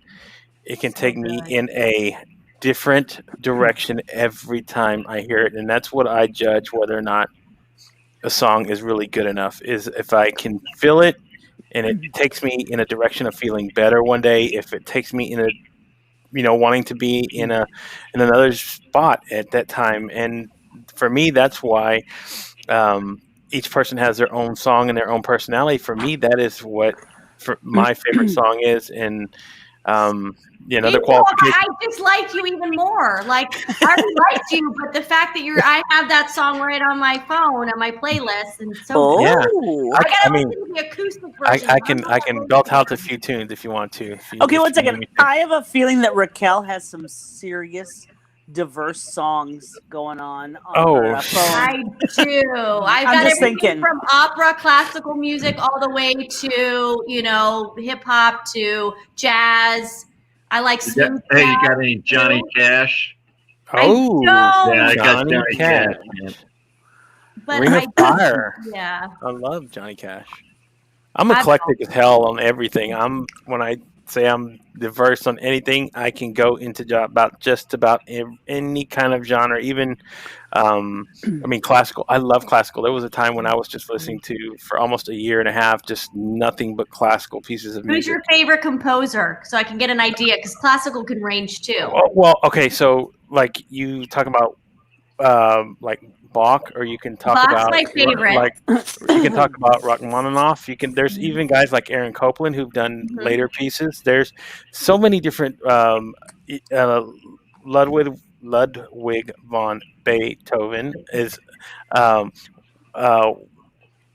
and excuse me if I like Chopin is another one. There's really so many different, depending on what the mood is. Even guys like modern day people like John Williams, who've written so many things. Star Wars, Indiana Jones, Hey, all those. And during this season, you got Handel. Yes. Yes. Okay, I just want to say one thing. I see water music at Kennedy Center. I want to hear it. We just became NPR. We talk about feelings, inclusion, and classical music. And don't forget sex. Is that an If NPR did that, they'd actually not have to be a not for profit. No, they would there be you like go. they'd be making bank, but no, they're not. No, they're not talking about that.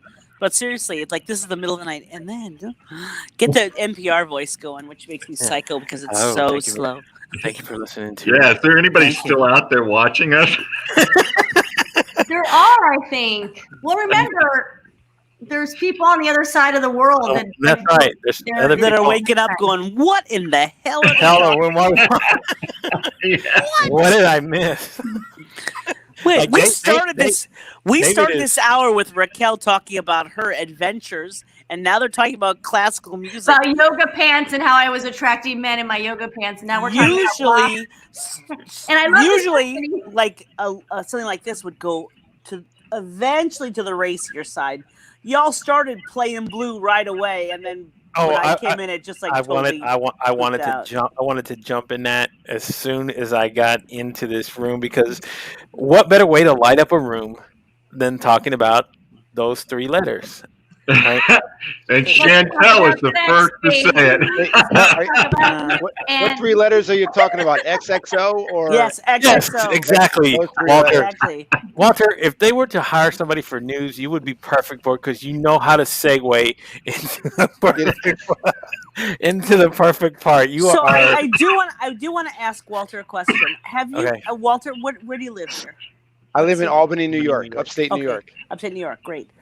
So do you encounter Jewish people on a regular basis? In my profession, so I'm an ad director, so yes, I do. Yep.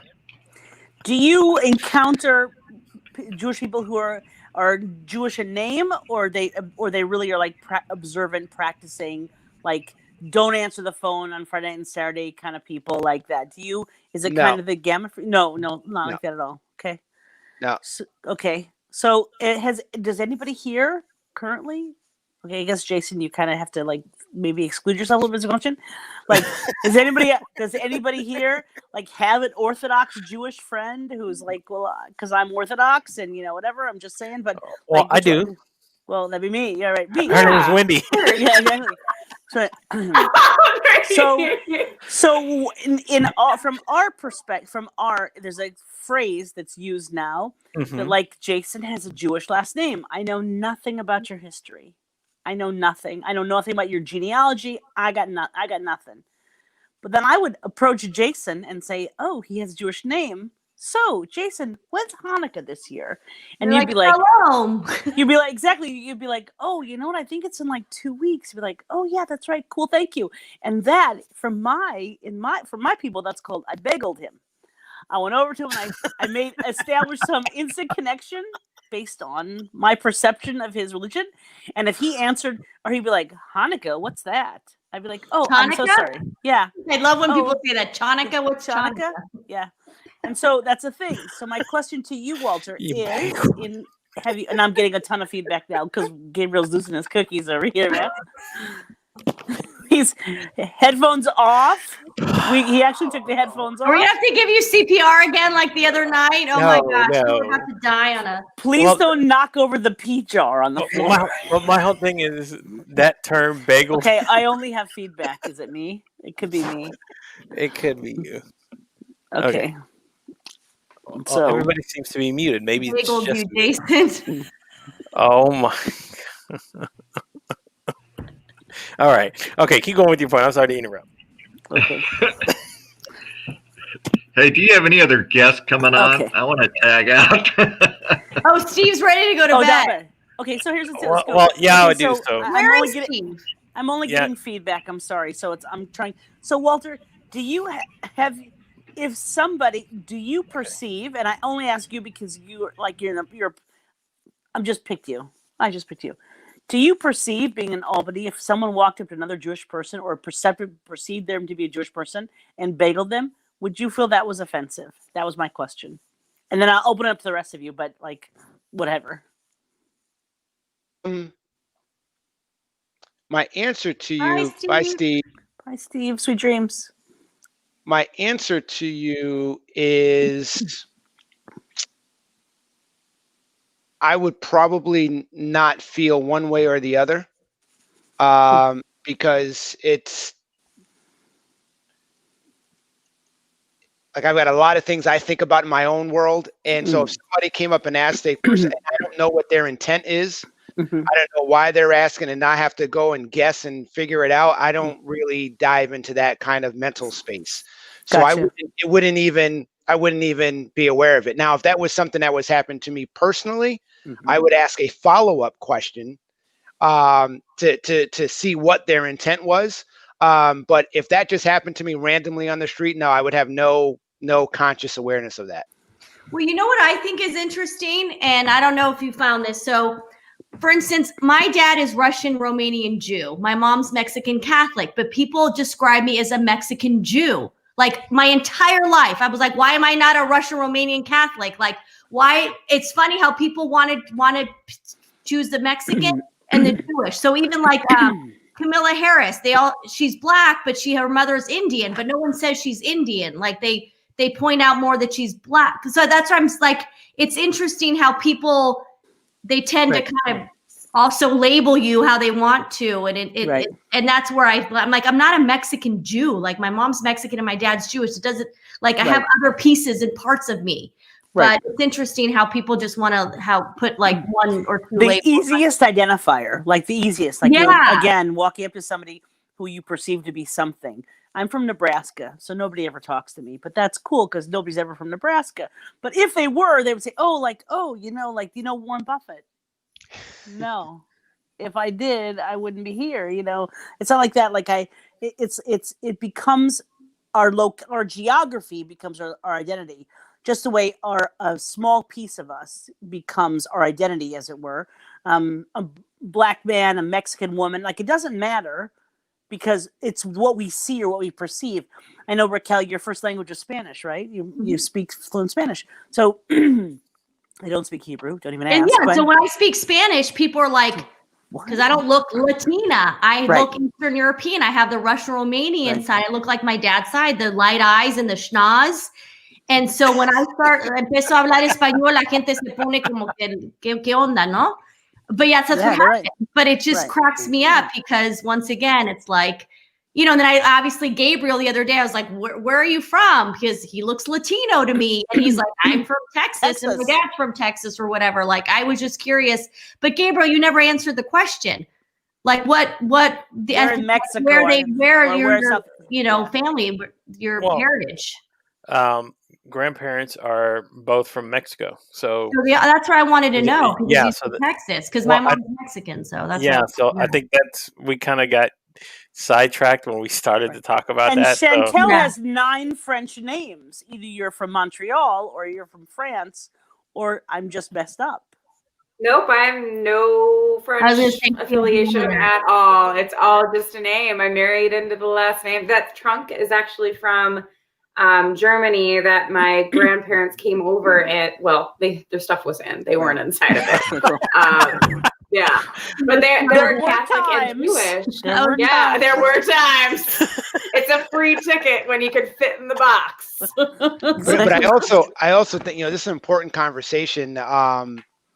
I think as long as we're checking boxes of the race on certain applications that we do, my kids, I have kids that are Black and I have kids that are biracial. And, when they walk out of here, they're perceived as being Black. And so that's what they identify with the most. It's up to me to make sure they understand they're both. And so I really take the pressure off the person that's trying to put me in a box, or by their qualifying question or what they're asking me. I just take the pressure off of them, because, it's on me to kind of rep my heritage. And if, Tiger Woods is like 5 different things, but he considers himself, actually he considers himself 5 different things. Black people, have a problem with that because he doesn't identify with being Black. He's also Asian. He's a couple other things. And I just think that's a personal, it's a personal problem, instead of the person that's actually trying to put you in that box. Right. We've been conditioned to do that. And I encourage people to make sure you live in your truth. Because and again, to what you're saying, is because for a long time it was very difficult to me to figure that out, because I have a birth certificate that says I am Caucasian, right? Because they didn't have a box that checked Latino, Hispanic, all these other things that going on there. So growing up, I was like, well, what am I supposed to check? Right? I mean, because it's you're talking about so many different nationalities when you're talking about Latino. There's words that they still can't figure out. Hispanic, Latin American. Now it's Latinx. Yeah, so it's like all over the map. So I mean, not that you want to be identified, but since you're talking about it and you see other people talking about, well, just as an example, I'm just using it. They say Black Lives Matter, right? So you kind of know the direction of what that movement is. What do I put if I were to go and use that movement? Do I have to put Latinx Matters? I mean, that's one of the most confusing things. Well, not only that, let's be honest, Walter, like for the longest time, you couldn't say Black. It was African American. And now it's Black. It's not more people so it's the same thing too, where it's like it evolves in a way where a lot of people were like, oh shit, like Latinx. Right. I wasn't aware that I was supposed to use the term Latinx because I didn't know what that meant. Like I had someone just recently explain that to me, and here I'm Hispanic and a Latina, and I was like, I don't know what that means. So it's just interesting too that the labeling changes as well. So it's. But I think that I think the labeling for I specifically talk about Black people. For Black people, it's always been Black, but the people writing the labels said African American, Negro, African American, but for me, it's always been a Black man. I've never, and I relate to African American as well. But it's a label that I think our forefathers were unprepared. When they were making certain distinctions 200 years ago or 300 years ago, that was not a problem. Like Gabriel said, there was no Mexican on a check, on a birth certificate. There's nothing that says Mexican. So when I start diving into numbers and different statistics, and I don't put a whole lot of weight into some of that, because even in my own company, there's a certain percentage that doesn't even check a box because they don't want to be identified. Mm-hmm. So when we do certain analytics at the end of the year, and at the end of the year, they're told to look and guess. and make a guesstimate of what. That's how it is in the mortgage industry with an application. If they don't check it, you're supposed to do an estimate because they want to make sure that it's equal housing, right. whatever. So that's why I bring up this subject, because if we're going to speak freely and be vulnerable, I'm just me. I'm an Orthodox Jewish woman from Omaha, Nebraska originally. I live in Minnesota, yada yada. Like my pieces are all that way. Okay, I'll go that direction. My grandparents are Jewish. It's my life. When we were in high school, we would say to our dad, "We're not going to marry a non-Jewish guy. We're just going to go out with him." And he's like, "Of course you're not going to marry him. Dead people don't get married." Like, they were very specific, but that was their one criteria. So all good, right? But it's hard to ask someone else, what are you? I found in prison, big segue, found in prison, you never ask somebody what got them into prison because they don't want to talk about it. The same way that most people don't want to talk about their cultural heritage because they just don't know how it's going to react. People are going to react to it. I would not come to you and then say, "Hey, what are you?" I'll say, "This is what I am." And if that doesn't work for you, then that's just as piece of ham. So that's why I want to bring up this conversation. We talk about being vulnerable, who we are at our core, which had no decision we made. It's the product of our parents and their parents and their parents. We got nothing. We're born into it. The second we take a breath, we accept that role, and we have to figure out how to speak to each other about our origins in a positive way and ask those questions. And I'm not sure how to do that now. I can certainly bagel Jason because, but at the same time, but I can't. You couldn't bagel me with my schnoz? Yeah, but baby, I bageled you a long time ago. That's why I love you so much. What I'll tell you is, my 20-year-old kids don't care about that like his 45, 50-year-old parents. Like, they just don't care. So here we are on a call trying to figure this out. Like, how do we do this? I'm telling you right now, they don't care. And the generation that's watching politics and watching the divisive and watching the dismissive way that things are happening, they're actually more unified or trying to unify, in my opinion, and some of the dividing factors are the older people. My kids really are not sitting on a basketball court or a schoolyard or a playground asking the same questions that the workforce development is asking. So I would also tell you that there's a shift going on. And to bring up the Black Lives Matter, Gabriel, I'm more into Black Lives Mattering than I am to Black Lives Matter. So my husband owns a pizza place, and he said, "Could I put up a sign that says Black Olives Matter?" And I said, "No way in hell can you do that. No." He says, "It's just a O in front." I'm like, "No, you can't do that." You guys bring up a really interesting topic, especially being in America, which is a melting pot for all nationalities.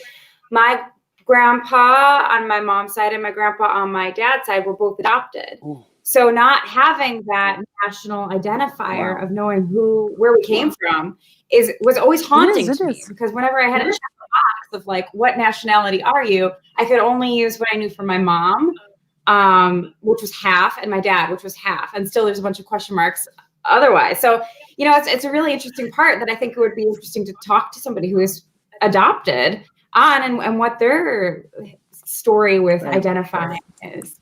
Right. Ooh, we're learning a lot of new things about Chantel today. I love everybody. Yeah, everybody. Well, but again, I love it. Yeah, but this is again what I say. This is kind of the format of what you want to envision, right? I mean, if this was between just us 6 strangers, it would be about learning so much about this person. You would walk away from this conversation going, "Wow, I've walked away with a ton of perspective. I've walked away with a ton of things that I've learned about either people or culture or sexual education." I mean, there's just so much. I mean, this is what I said. It's a wonderful way to look at how you can actually create some place to have all these conversations. And imagine if this was recorded and it's actually being recorded. That's because I do this, but it was recorded and shared inside of Yeah, inside of a separate place. That's why the concept was very simple. That Jason was talking about recording these things, and what if people came and saw and wanted to find out about? Hey, you know what? I am a part of this membership. I want to go see what Chantel has to talk about, and they find this video and they go, "Oh my gosh, there's so much about her. It's eye opening to me. It makes me feel good because I might have that background. I might be from an adoptive background and not know." So this is why I say these conversations are so important to have. They're so important to have a space to share them with, and this is why when Jason asked me to kind of help along, I was more than willing to jump on and do it because I think it's a really great idea. And yeah, you could probably do it on a social media platform, but I can imagine this chat going on without the comments. I can imagine this chat going on without having outside interaction, and it would still be fascinating, and it would still be engaging to want to be a part of it. So, hey, Gabriel. Yes, I do want to say, there's certain we've used the word triggers and a lot over the last 24 hours. Yes, and, we have. I do want to shout out the younger generation. I do personally believe that all lives matter. But I believe that we have not acted like all lives matter. So when I hear it, it's a trigger. I do believe all lives matter, but I also believe that the 13, the 11-year-olds, the 12-year-olds that are now watching all of us kind of debate whether or not all lives matter, I really feel hopeful that at some point they'll get it together. Like they will take what we have not been able to do, which is what we're trying to build here in XXO Connect, and make sure that that is a reality. Because up until now, it's been a debate that you can debate both sides, and in every nationality, you could make some sort of point that that I could debate that it doesn't. I was reading, finished the book David and Goliath, Malcolm Gladwell, this weekend. Fantastic book. And he gives the example, and I knew someone who had been saved from this. During the Holocaust, when the Nazis took over France, I'll make this very quick, took over France, there was this one village that said, we're not doing that. We're not giving in. And the Huguenots, who were a offshoot, broke off from the Catholic religion, had been oppressed repeatedly for the last 300 years. And like, okay, we know what oppressed people are like. We have the ability to get the Jewish people from Paris and whatever out through Switzerland. We're going to do that. So then the Nazis came to this town and they looked. They had, and the children gave them a note, and the note basically says, was very nicely structured. And the last line is, "We have Jews, and you're not getting them." There's a certain point in all of our lives where we have to take that place where those are children and you're not getting them. We have to protect the children that are being trafficked, and horrific things are happening when our children are disappearing at the bus stop. It's insanity. We have to make the decision that other people who don't look like us, don't sound like us, don't think like us, don't pray like us, that doesn't matter because we all have one heartbeat. We have to make a decision that we have Jews, and we're not getting them. The bad guys aren't going to get to them. And I think a place to have that conversation where we accept the fact that our children and our children's children, I have 4 grandchildren now, our children's children are all of our responsibility. Like, we have to make sure if we see something, we have to say something, we have to do something. And we have to be empowered to do that because we know that someone would do it for us. And the beginning of that feeling that I'm doing this because someone would do it for me starts when we have conversations like this, like what you're trying to promote, conversations about things in our lives that we're different, but we're all really the same. And we have to come from that perspective. So it was very powerful to me. So I just want to share that with you. Awesome. So just a quick countdown, guys. You are 4 hours away, just to let you know, from completing 24 hours. So yeah, we got 4 hours to go, but that's okay. Right? Who's the is there another host, or are you finishing it all out? So after this, I will go up until 6 o'clock, and then we will be hopping to Chantel and Jason, who will be finishing out with hopefully Walter and one other guest. So it is getting towards that point. And I feel like I can't go to bed, even though I'm not like, it's like I have FOMO now. Okay, but Raquel, there's football in how many hours, girl? Well, it's at 1 p.m. I can go to bed at what? So it ends at 9 o'clock my time, and then I take 4 hours, and then I can fall asleep in and out of football on my couch. It's all good. There you go. Look at that. We women are planning around football. I want so you to do that that, is boys. that is commitment. So I did notice that too. I love my football. Kudos, Raquel and Wendy. Yeah, there you go. We just discovered that tonight. We were texting back and forth, and she's a huge Chargers fan, and my partner Noah is a huge Chargers fan. Shout out to Noah. As you can see, I have my team has no hope. That's my team right there. Well, my team doesn't have any hope either, so we have that in common. Oh, we have that in common. There's always hope. It's a rebuilding year, guys. Okay, I just want to tell you that there was true story. There was a man in Minnesota, and he put it in his obituary that he wanted the Minnesota Vikings offensive line to be his pallbearers because he wanted the Minnesota Vikings offensive line to let him down one last time. I was waiting for that punchline. I was like, oh my gosh. Yeah. All right. So let's go. Let's go in a little bit of a different direction, guys. And we've been to sex and Bach and Beethoven. So what other cars? What else can we talk about? That's like race, politics, okay, the weather. We've talked about one part of it. There's still other things to talk about, and then again, believe me, I know I could talk for 4 hours. So here we go. I wanted to actually talk about going into learning about positive thinking and the way that a lot of us have either kind of learned that trait or how we teach ourselves or in the process of learning how to do that. We kind of discussed this a little bit on Chantel's show the other day, and I wanted to elaborate a little bit more on there. Yes, it was awesome. But again, the power of positive thinking, I've talked about this tons of times on my show because I believe, it is that everybody can have a positive mindset. You just really have to work at it. It's like anything in life. If you want it and you want it badly, you have to work at it. So if you want to be a positive person, I believe that you have to work on it. You have to put in the work. You have to do so much more because we are fighting our own natural inclination to be negative. I mean, it does not take us long to get into negative thought. It does not take us long to get in that direction. So, okay. I have to wonder, does that come from our parents? Do you think that can someone have two very positive parents and still have all kinds of negative self-talk? I don't know. What are your thoughts already? I think you, and again, I think it's something that you can.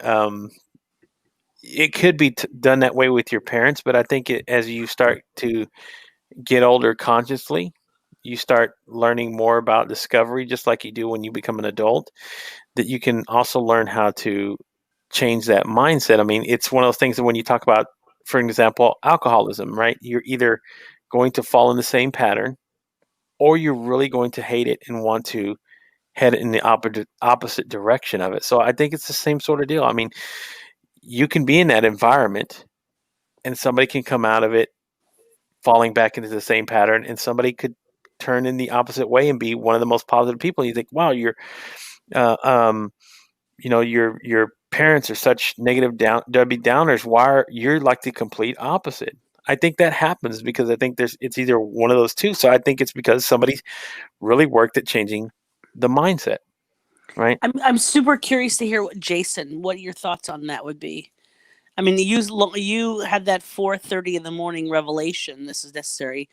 So what was your first, when you thought of it, like, oh, that's great, and it was like, oh, this is gonna suck? Like, what did you think the process of getting to the space where you're up and running would, did you have negative self-talk at that time, or was it, I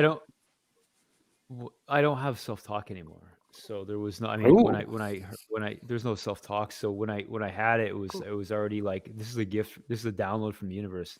When you get to that place and you're driven by intuition, there's really no self-talk anymore. You're past that. That's kind of where That's so we're able interesting. to lock. We're able to kind of lock in and to just kind of live by that intuition. So I don't. There's like, it doesn't live inside. So me so anymore. what was the process to get there to that point though? That wasn't always No, that wasn't always Jason Leibowitz, but what were some of the things that kind of led you in that direction? Because again, I think a lot of people are kind of trying to find what you have. It was, I mean, I could list the people that I listened to 24/7, but I mean, I was always a positive person, but I never had the mindset that I do now. So that Mm. came from, I mean, when, I was in a couple of very unhealthy relationships, and that really changed. That led to the development of a mindset like this today. But I So wouldn't have been in those relationships if I was like this today. I never would have been. And so I'm thankful that I went through that to get to where I am. So super interesting. Okay, so to pick that up, Gabriel, can I just ask you were you positive? Did you, before you started to become no. aware that you could make a change, you were No, negative? You were the negative no. Nelly. I was a Okay. negative Nelly. Believe me, I was.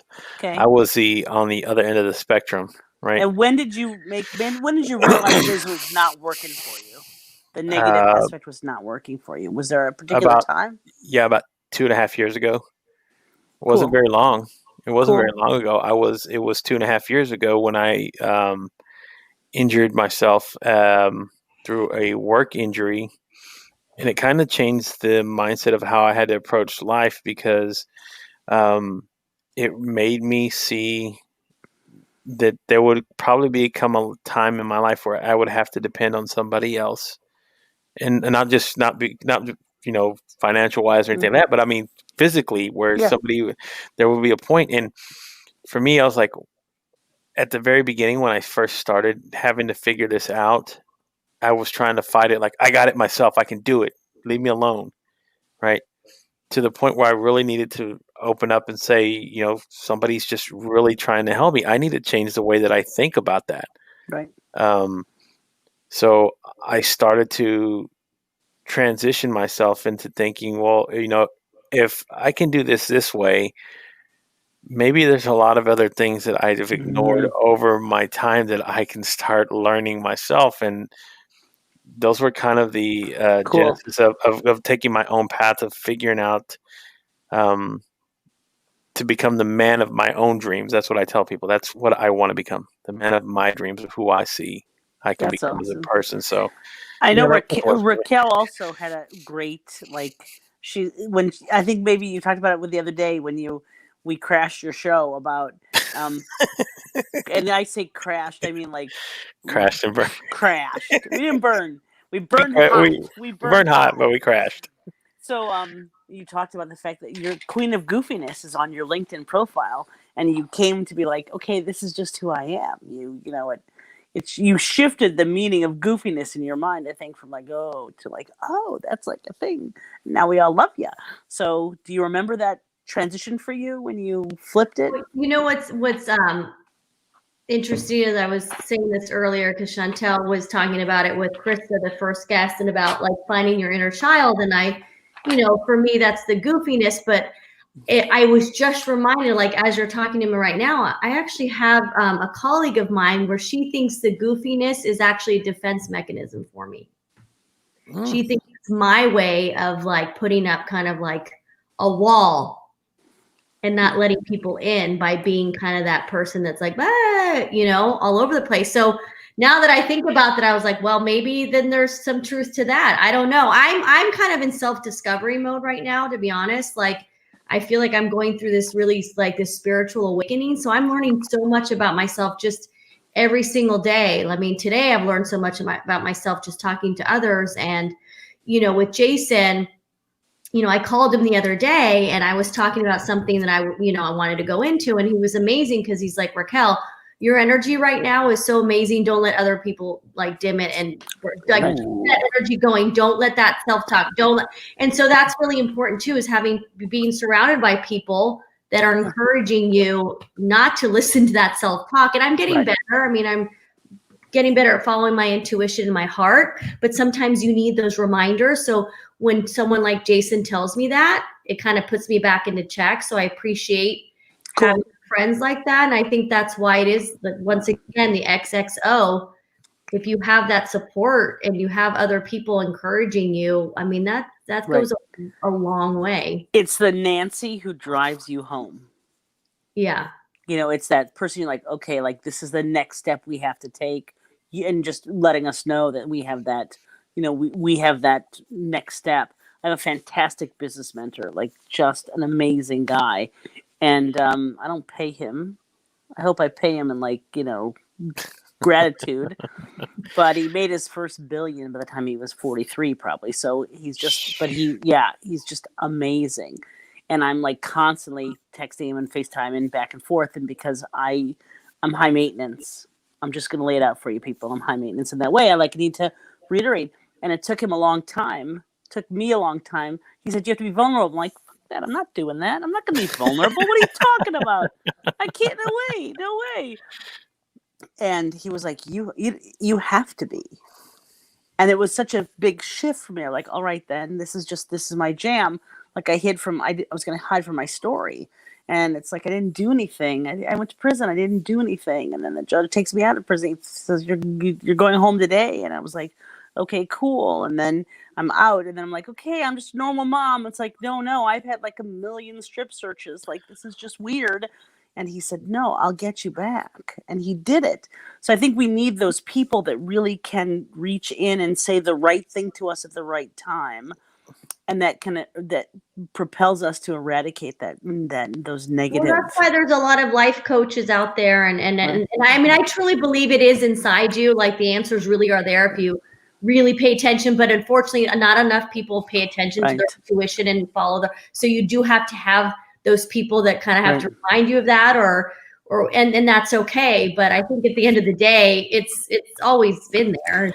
So I must give out such an off the rails vibe because I have like 1,000 life coaches in my LinkedIn connections. And I wonder if they're like, oh, we need to help you. We need to save you. It's okay. I know. It's so funny. Like, whatever. Like health coaches we get health coaches from the perspective of, I'm sure you want to lose 50 pounds. I'm like, yeah, sure I do. Well, because and the reason I wanted to get into this again is because I loved Chantel's perspective on being positive, because she's sorry to beat you to the punch. But again, she's had a lot of things to deal with in her life and has to continue to deal with. So, and she's been up all night, and she's smiling, No, she slept. No, she was MIA for the last several hours. I know because I was on the live streams and she was. My body started to shake, and I was worried because I was like, I hope she's like gonna be okay. Takes, like, people, break. She woke up looking like that. I fell asleep with all my makeup on. Okay, I want to ask Raquel a question. Okay, so you mentioned that, like, your friend mentioned that your goofiness is a defense mechanism, but I don't see anything wrong in a defense mechanism that doesn't tear yourself or others down. I think that's a way of dealing with things. And I've been told that my bubbliness or the fact that I laugh too much or a lot is a defense mechanism too. But I think it's a good thing. It's embracing life with that childlike wonder, and it's being able to be more thankful and a lot happier, or joyful, I should say, not necessarily happier. So what do you think about I agree, because we all have to do something to kind of protect ourselves. Like, it's just natural, right? I mean, we have a lot of stuff that's in there, and we have our ways of doing it. And yeah, if we do it in a way where we laugh a little too much and we're goofy, like, that's not hurting anybody, you know? Right. It's so I agree. Like, I'm not going to apologize for that anymore. I used to. And I mean, just to be, and I'm going to be totally like, once again, I'm going to say something very personal. So I tend to laugh in the bedroom. And are like, why are you laughing at me? I'm like, I'm not laughing at you. Like, this is my kind of just like, I'm like, you know, but it's, once again, it's like, that's my natural thing, is laughing. And then they get all like self-conscious. Yeah. They're like, what did I do? What? I'm like, you didn't do anything wrong. Like, it's fine. Like, it's just my thing. But is it like, is it awkward? Because I'm sure. Like, everybody wants to hear. Yeah, oh, it's just fine. Was it one of those things where it was, oh, you're laughing because it was bigger than you thought, or was it, was it something? That was a man who asked that, right? A man. Right? I don't know what it is, but I just laugh, and it's just hilarious because it really it's kind of, can be awkward. It really depends on timing of the laughter. Gabriel made himself cry. Look at Gabriel. Everybody just take a minute. He's like a weeble. I like it because Jason was like falling asleep. And I woke his ass up, because now look at that huge smile on his face. Yeah. Gabriel can't catch his breath. You know what's going to be really bad is one day someone's going to look back on this footage and they're going to be like, we have this footage of Raquel talking about how she likes to laugh in the bedroom. So I was thinking that they're going to cut that as the ad. And then the follow-up question, right?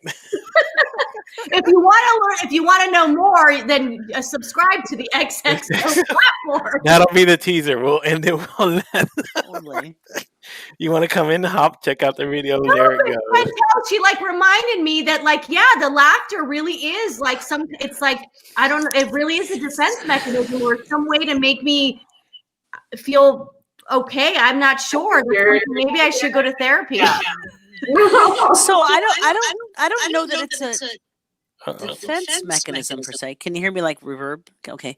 Yeah. I don't know that it's a defense mechanism. I think it's your natural reaction because something has affected you and you're not really sure how to process it. So you want, instead of just waiting a second, okay, let me wait and see let me react. You laugh because it's funny. Like, haven't we all seen watched a video and it's like a really whatever, somebody does something and you laugh and you're like, God, I probably shouldn't laugh at that. Oh, I shouldn't laugh at that. It's just a natural reaction. The goofy thing, I think, is just your way of being of being open and honest. Say, I just like to be real and I'm not going to hide my flaws and I'm going to be in my pajamas all day. Have you been in your pajamas all day, Raquel? I have. I actually had the matching top for Brian Schulman's morning live and then I changed into Casper because then I was on there and I wanted to it was an homage to Jason in the cartoon. Oh, nice. So and I just stated, I even went to Taco Bell for my because it was just a drive-through. I went over to my ex-husband's. I just threw on Uggs, so I was over there in my PJs.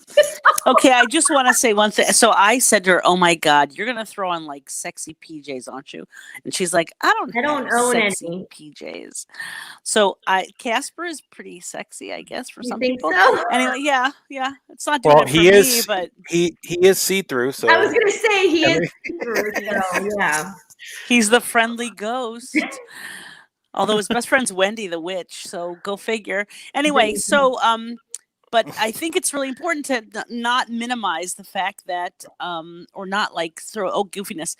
It's just how your natural tendency, and I think it's beautiful. I don't think there's a shameful thing about it. And I think we carry shame when someone says, and shame's a huge thing. And I've sent Gabriel, like, one of our first bonding things, I send you a Brene Brown video and you're like, oh my God. Like, I it love was Brene crazy. Brown. Yeah. So she did this great, her talks about shame and her TED Talks or whatever. And so it's so perfectly, we label ourselves so that somebody else can't label us. If I come out in front and say, I'm very honest, or I'm very loud, or whatever, I'm goofy, then we don't worry about someone else labeling us and us not knowing how to handle it. And the labels suck. I mean, frankly, it sucks to have to be defensive around something that our natural tendency is just to be ebullient. That's a great thing. And you know what? We trip and we fall. And I worry. No, I don't worry. I know instantly when I see someone like my partner Noah, that is so graceful. He never bumps into anything. He never falls. And he never does anything. And why? Because he'd get the crap kicked out of him as a kid if he was not perfect. And so you begin to worry about people who never have to show that they're human because they're so worried about their image. And he doesn't care about his image at all. He goes to meetings in pajamas and he always looks like a supermodel anyway, so it's not like such a hardship, but it is, because he was a supermodel, but it is what it is. It's not this, we are human beings, and we do really weird, goofy stuff, and we snort and we laugh, and we, whatever, it's stuff. And labels just rob us of our individual, let me make an impression on you without having someone tell you, oh, she's goofy, don't deal with her. That's just crazy. I shouldn't say crazy. That's just really unfair. And we live in a world where it's so easy to label. He's black, she's Jewish, he's Mexican, she's this, she's, it doesn't, it robs us of the opportunity to get to know each other. I'm done. I'm getting off my soapbox right now. Hop off. Thoughts? Well, I will say that I'm still laughing at Raquel's laughing moment. I still think timing is really important on when that laughter happens. Another man. I think that's really, man.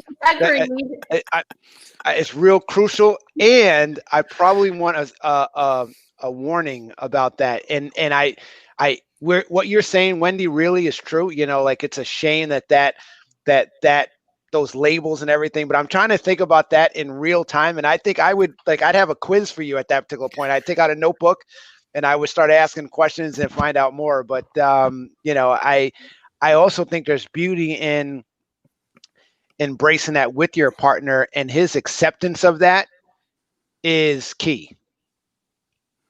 Yeah. Well, I have a lot of issues in that, and even when I was at the end, I had an energy healer 2 weeks ago, and at the end of the session, he's like, "You still have to talk because you got a lot of energy in your pelvis. There's a lot going on." But that's the thing is, I was very repressed as a child. My parents didn't talk about sex, none of that.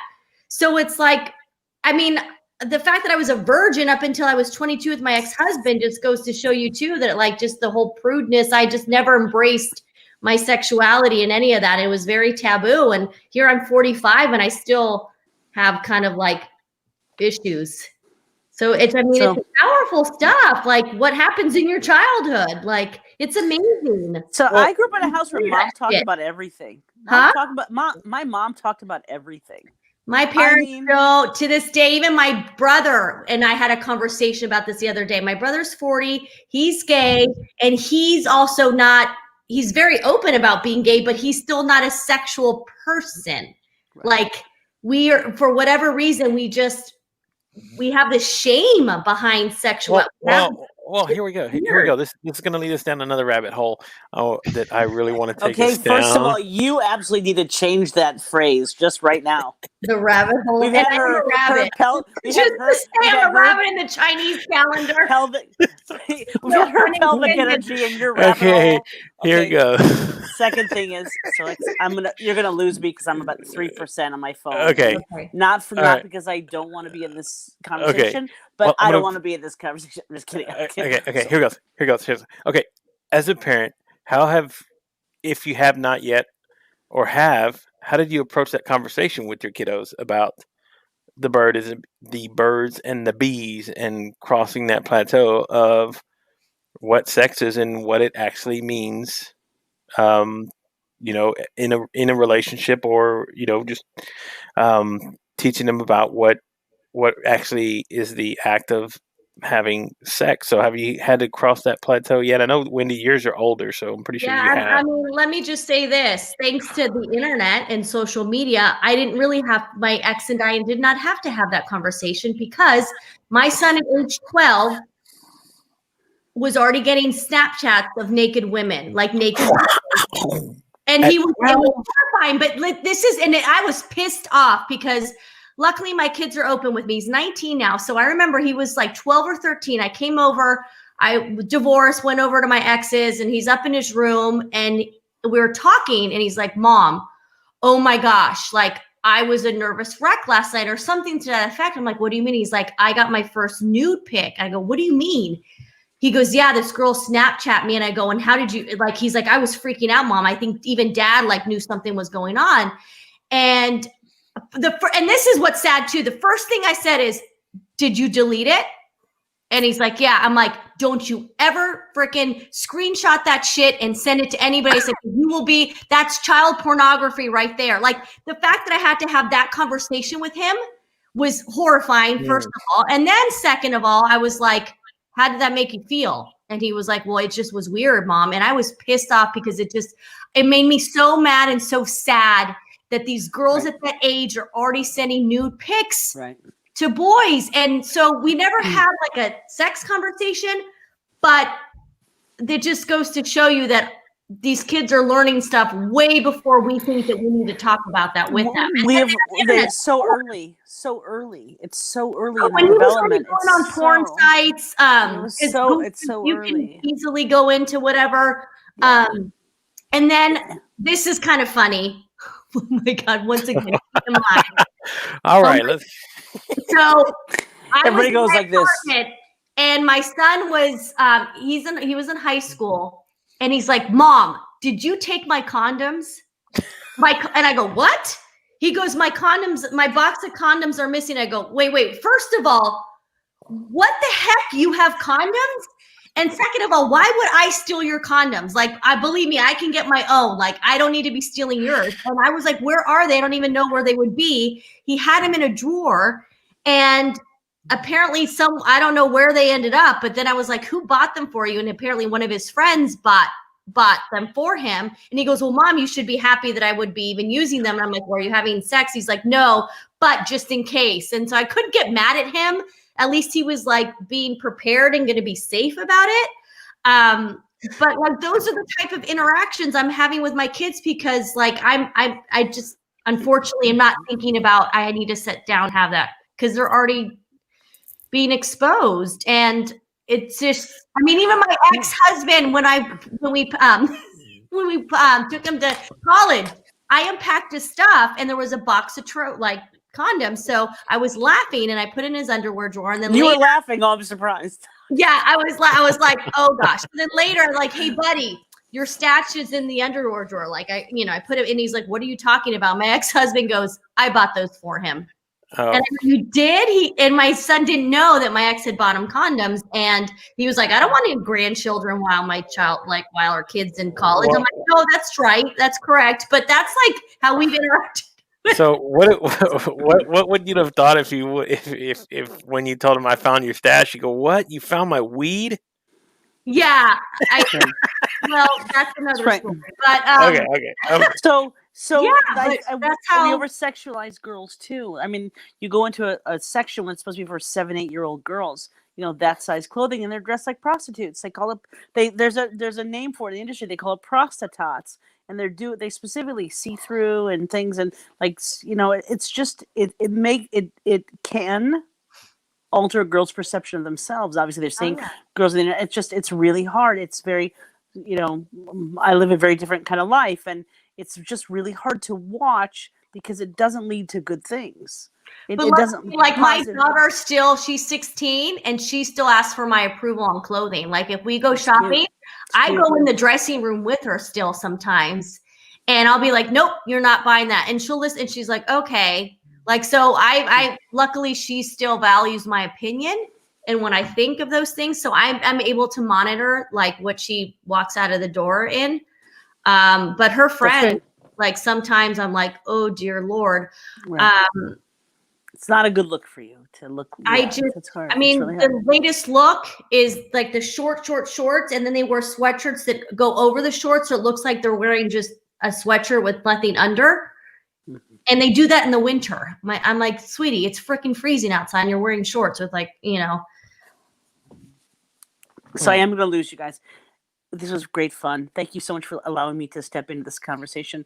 Jason, Walter, Chantel, I wish you tremendous success. Allow the conversations to start, and I hope they go places that take us all to a much better place. I truly do. And Rocky, you're the best. You're just the bomb. Just love hanging with you, girl. So Gabriel, thank you so much, sweetheart. So I appreciated. 3, 2, 1. I'm losing it, but thank you again, all. Bye. Good night. Bye, Wendy. Get some sleep.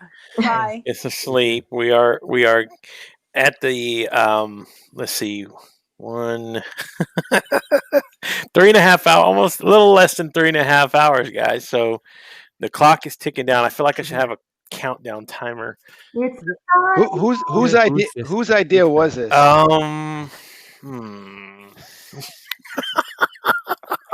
Who was crazy enough to join them?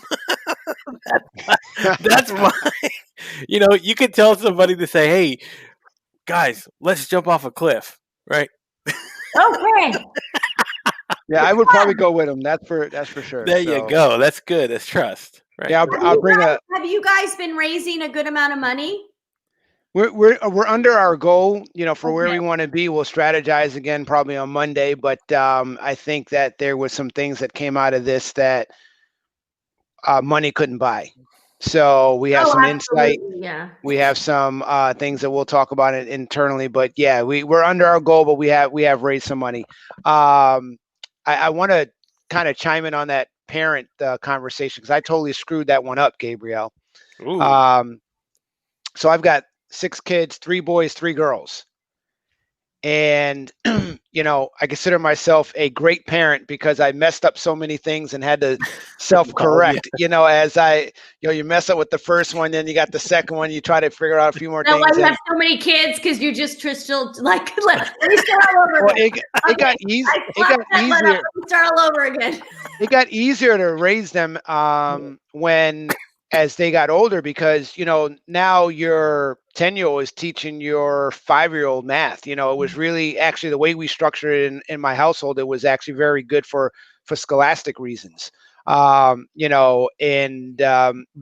what I did was I pretty much I locked the girls up, said, look, you can't go out, you can't do anything, give me your social media, so on and so forth. And I pat the boys on the back and said, go get them, Tiger. And Dad. And my boys are you have a 27-year-old and a 24-year-old, so they were the two, so I'm patting them on the back and say, go get them, Tiger. And then I've got a 22-year-old daughter and a 19-year-old daughter, and I wanted to lock them up, and they would say, well, hey, you let my brothers go out and do whatever they wanted to do and whatever. And it was really just poor planning on my part. I thought I was doing the best, to kind of protect them.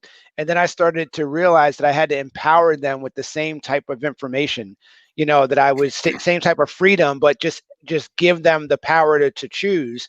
And then we had some really, to your question, Gabriel, we had some really good conversations about that and what that meant, especially for a female and how to protect herself. And, and I also course corrected and pulled my boys in and say, hey, you know what? I probably didn't give you the best advice. I don't want you to become like all those other guys out there. So let's sit down and have a talk. And we did it one by one to make sure that I did my part to, for society. But and for your daughters, I didn't want my sons out there screwing with your daughters and then your sons out there, screwing with my daughters. So it's an interesting topic that you pick up, Gabriel. And it's one that I think is definitely, in some cases, not handled the way appropriately. Yeah, and I totally agree because I have to come from it from a different perspective because I have 4 girls. So I want to be Man, able. 4 weddings you got to pay for too? You got to pay for 4 now? Jeez. Why do you think Daddy works really hard? No wonder you're on friggin' lives all night long. Yes.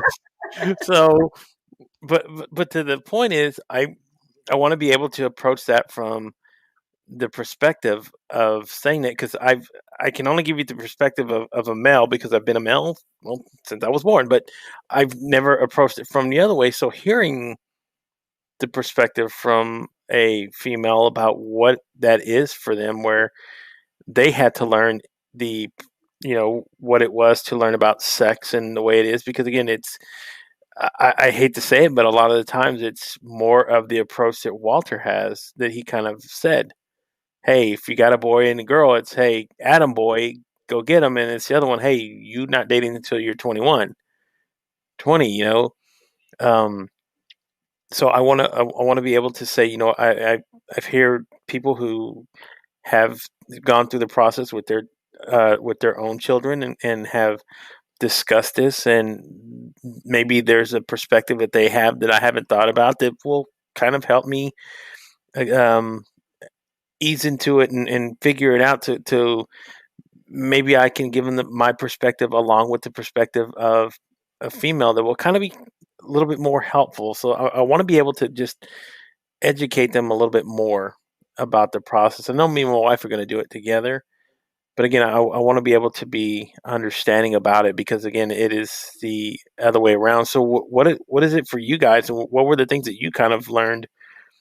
If your parents didn't talk about it at all, how did you have to go learn about the whole process of sex yourselves? Because again, we all figure it out, but that's why I was a virgin up until I was 22 with my ex-husband, probably, because I just didn't, I don't know.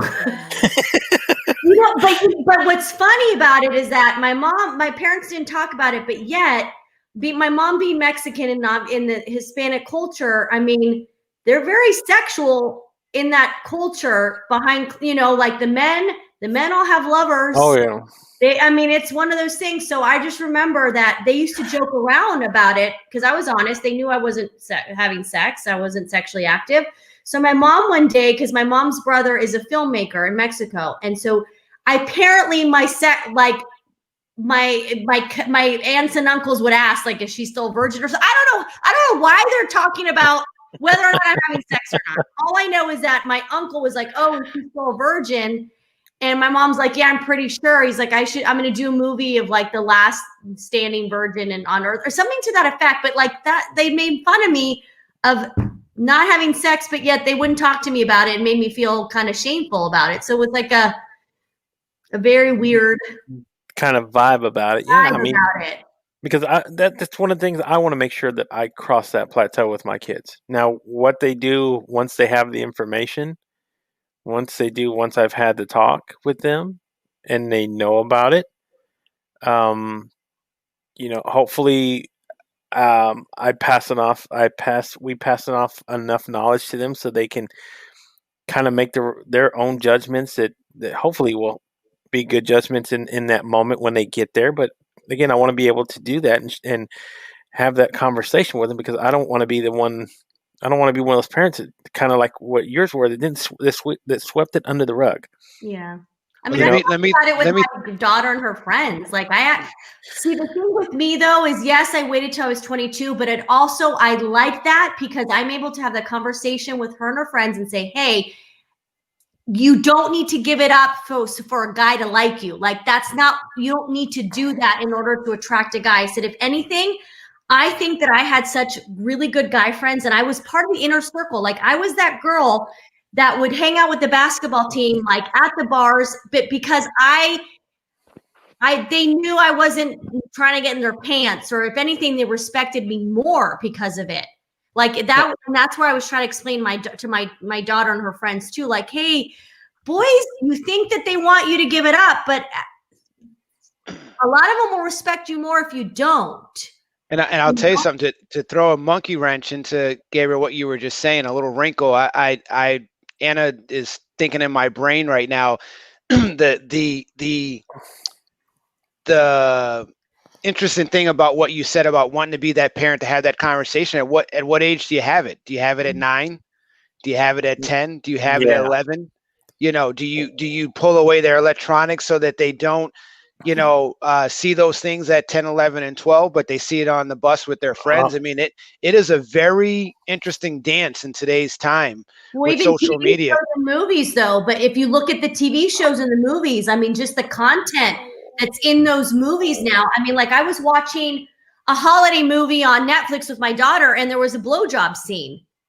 And and she's laughing about it. And I mean, so they all know about that stuff because of these TV shows and these movies that now they're like it's more mature content because.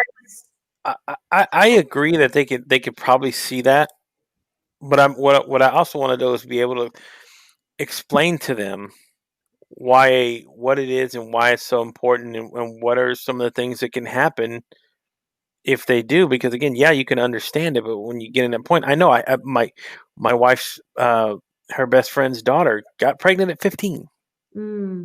Right? She was a grandmother by the time she was 36. I don't want that.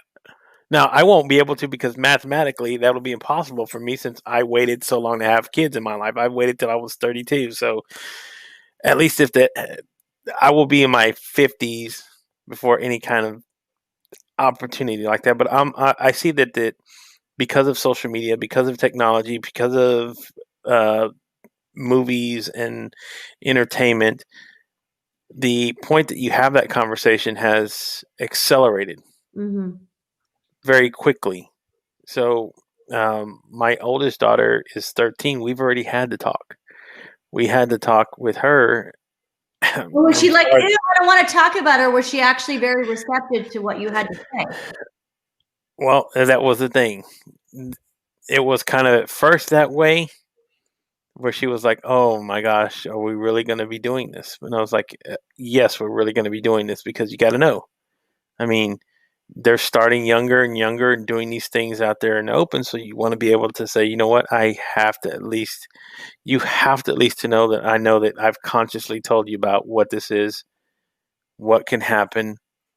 And again, what are some of the consequences that can happen if you don't pay attention to it? Because again, you're talking about crossing the barrier of bringing new life into the world if you don't pay attention, if you don't do the things, if you don't talk about these things. So yeah, I'm very open about it. When with me and my wife, we've both agreed it's better to be open and honest about some of the things in life like that are really important, and to share it, because again, they're, like you said, they can figure it out on their own. I know. I was a kid. I know what it was. I was smoking cigarettes by the time I was 13. I was cussing like a sailor by the time I was 9. I was doing all these things. Nobody taught me that, but except being out with my friends and seeing, hey, it's cool to do these things. So yeah, I know they're going to go figure that out. But the problem was, it's like my father never thought about telling me about these things either, and say, hey, there's some things that you can say. So I would rather be a little bit open and honest about it than saying, you know what, let's sweep it under the rug and not say nothing about it all. It's interesting. 2 people, so Anna Maria and Matt, both have stated that they started talking a little bit about it at age 5. Ooh. Both yeah. So, and she said 5, and then Matt said also, we started talking a little bit when my son turned 5. Well, 5 is when they're really curious too. They're curious about, where babies come from and all that jazz. But I also think that there's a big culture influencer here, because different cultures, different religions look at sex as a different way. And even for myself, being from the LGBTQ community, and a specific kind of sexuality, that physical affirmation, that physical experience is supposed to be a very sacred thing, which it is for a lot of cultures. And then you ask my husband, who would tell you something totally different, and he'd be, you have to experiment before you find the right one, you know, all these different opinions and experiences that I really just think that being open, I never got the talk. My mom just put me on birth control. And she said, you know, this is for your hormones. This is a good thing. You know, everything will be more stable. You'll be able to think clearer. It's a great thing, which can we just all also admit that birth control's ass backwards? But it's everybody's experience is different. There's no right or wrong way, as long as you just create that safe space yet again to have these conversations. And again, it all comes back around to the safe space. And then this is why all these topics that I've been pushing out here into there was agenda behind them. Yes, because again, you want to be able to say, when we're talking about being open and honest and vulnerable, into getting into these kind of conversations. And could you imagine having these all the time in an area, in a community where this is what you're actually seeking? This is actually something that you want to partake in and participate in. Because I think everybody has their opinions and everybody has their beliefs, and they would like to be open about the discussion and sharing these things. So this is why I say things have been done here this evening with intention, and that's one of the things that I wanted to bring forth, because again, the idea of wanting to create these one-on-ones that Jason's talking about, these are kind of conversations that could happen between two people, right? Somebody wanted to come on there and talk about, you know, and maybe we go down this path here in a minute, but talking about like sexual abuse. Sarah Kawamura came on earlier and she was talking about the abuse that she had with her husband for 20 something years. I know Sarah personally. It's rough for her to tell that story. So could you imagine having these conversations in a space like that where you feel like you could be open like that with somebody and discussing something? Yeah, it's just so nice to get somebody else's opinion too, and not feel like you're a burden on them by picking their brain or asking them questions. I know that my parents are great. They're supportive, but I would never want my mom's advice because she gives shit advice. She's like the negative Nelly you guys were talking about earlier. You know, does this come from your parents? Absolutely, in my case. Like typical, like Scottish, Irish, like, too much. But everybody is different, just like Darlene said, and everybody has a different way of handling things. So, and again, and one of the reasons I said, because I've had a woman on who came on and shared her experience about being in an abusive relationship on the air, and it brought almost all of us, and there was like 4 males watching, and it brought us to tears pretty much, because it was so powerful and so riveting. So can you imagine having these, and she was kind of hesitant at first because she knew she was going to be on live.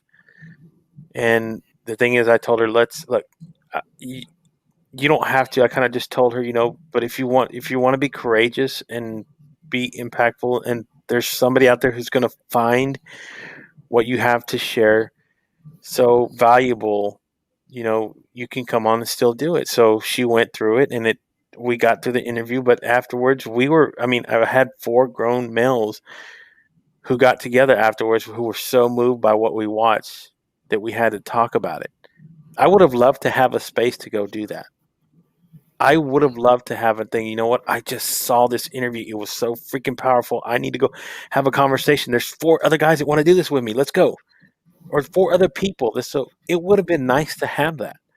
That's why I think it's kind of cool that what you're wanting to do, Jason. That's why I was like, you know, I want to do what I can to help get it to that point, because again, it is, I think it will be a place to kind of, let's congregate together and have a place to share these sort of things. So just wanted to say that with you guys. Plus, I have another guest about to come on, so let me get him ready to go. And I was going to add to the whole like talking is, you know, I was saying earlier with like therapists, a lot of therapists, you know, they're trained in that, and so they kind of just sit there and listen to you, but they cannot share anything of their experience with you, and that there's something there's a disconnect in there with that.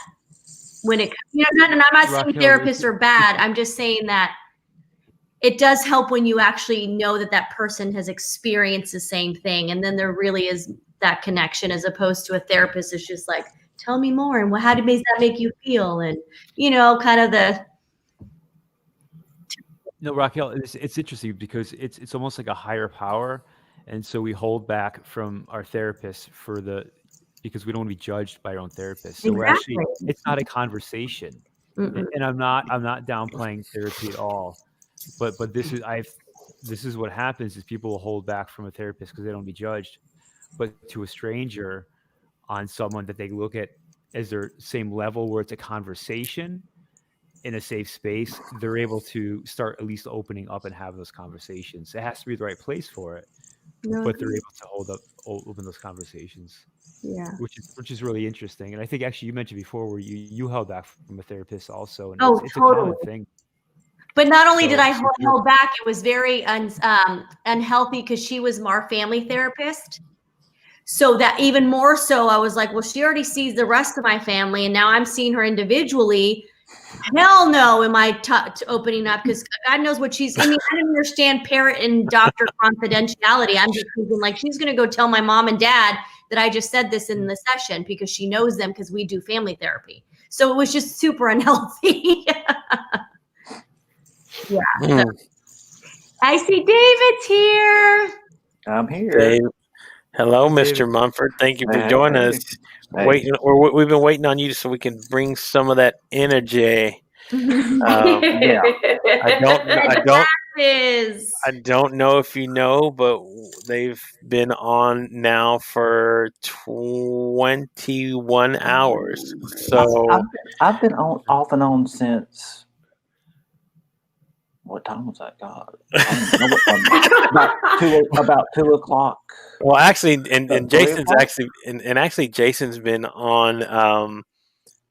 Jason's actually been on longer than that because he's been up since 4 o'clock that morning prior Eastern time. So that he's been up very freaking early. So he's gone past the 24-hour mark. So 20. So I got to give him a round of applause, man. Being a trooper. Yeah, he's been a trooper. So yeah, that's awesome.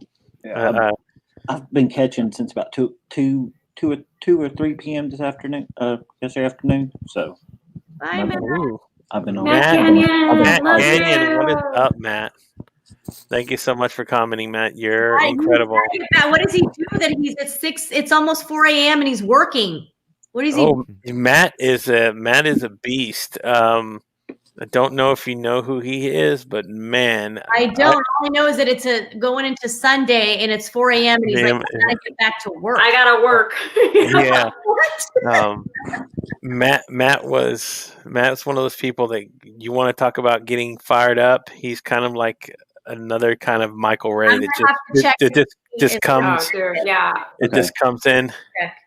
And his battle with chronic illness is like, oh, so inspiring. Yeah. Okay. Yeah, he's a badass.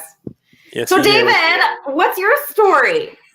I caught the end of what you guys were talking about. I've been there. We were talking about sex, and I know we're talking about sex. With that, he's got a story. Oh God, I was about to start crying. I was talking about what you guys were just. I caught the end of it. Well, I caught it about 3 o'clock this morning when my wife rolled over and looked at me and said, "What are you still doing awake?" I said, "I don't know. I don't know what I'm doing at 3 o'clock in the morning.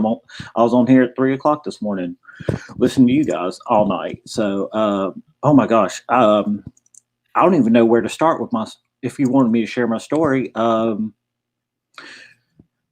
my gosh, I guess the easiest. I'll just kind of what led me to the pornography, the sexual addiction, and all that is growing up. I grew up in a Christian home. I mean, I never around any of that stuff. Never had Playboys in the house. Never around any of that stuff. But in 2005, I kind of went off the deep end, as I like to say, and on my podcast I talk about it too, and I've talked about it on Gabe's podcast. And I was talking to my wife last night, and we had some friends over. They were asking me how many podcasts I've been on, and I think with being on this one, and then I've got another one tonight, I think I'm hitting the mark of about 20 podcasts that I've been on since yours, Gabe. Since I've started with yours. And what started it is in 2005, I went off the deep end and moved in with a female that I really didn't have any point moving in with, but that's what I wanted to do at 25 years old.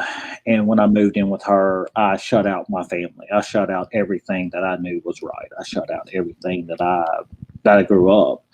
And at that point, got involved in looking at Playboys, got involved in going on chat rooms, got involved in looking at pornography, anything you could think of, because she didn't want to do anything. So she's like, "You can look at it. I don't really care. I don't want to deal with you. I don't want to deal with that. I really don't want to have sex with you." So that's what got me addicted to it for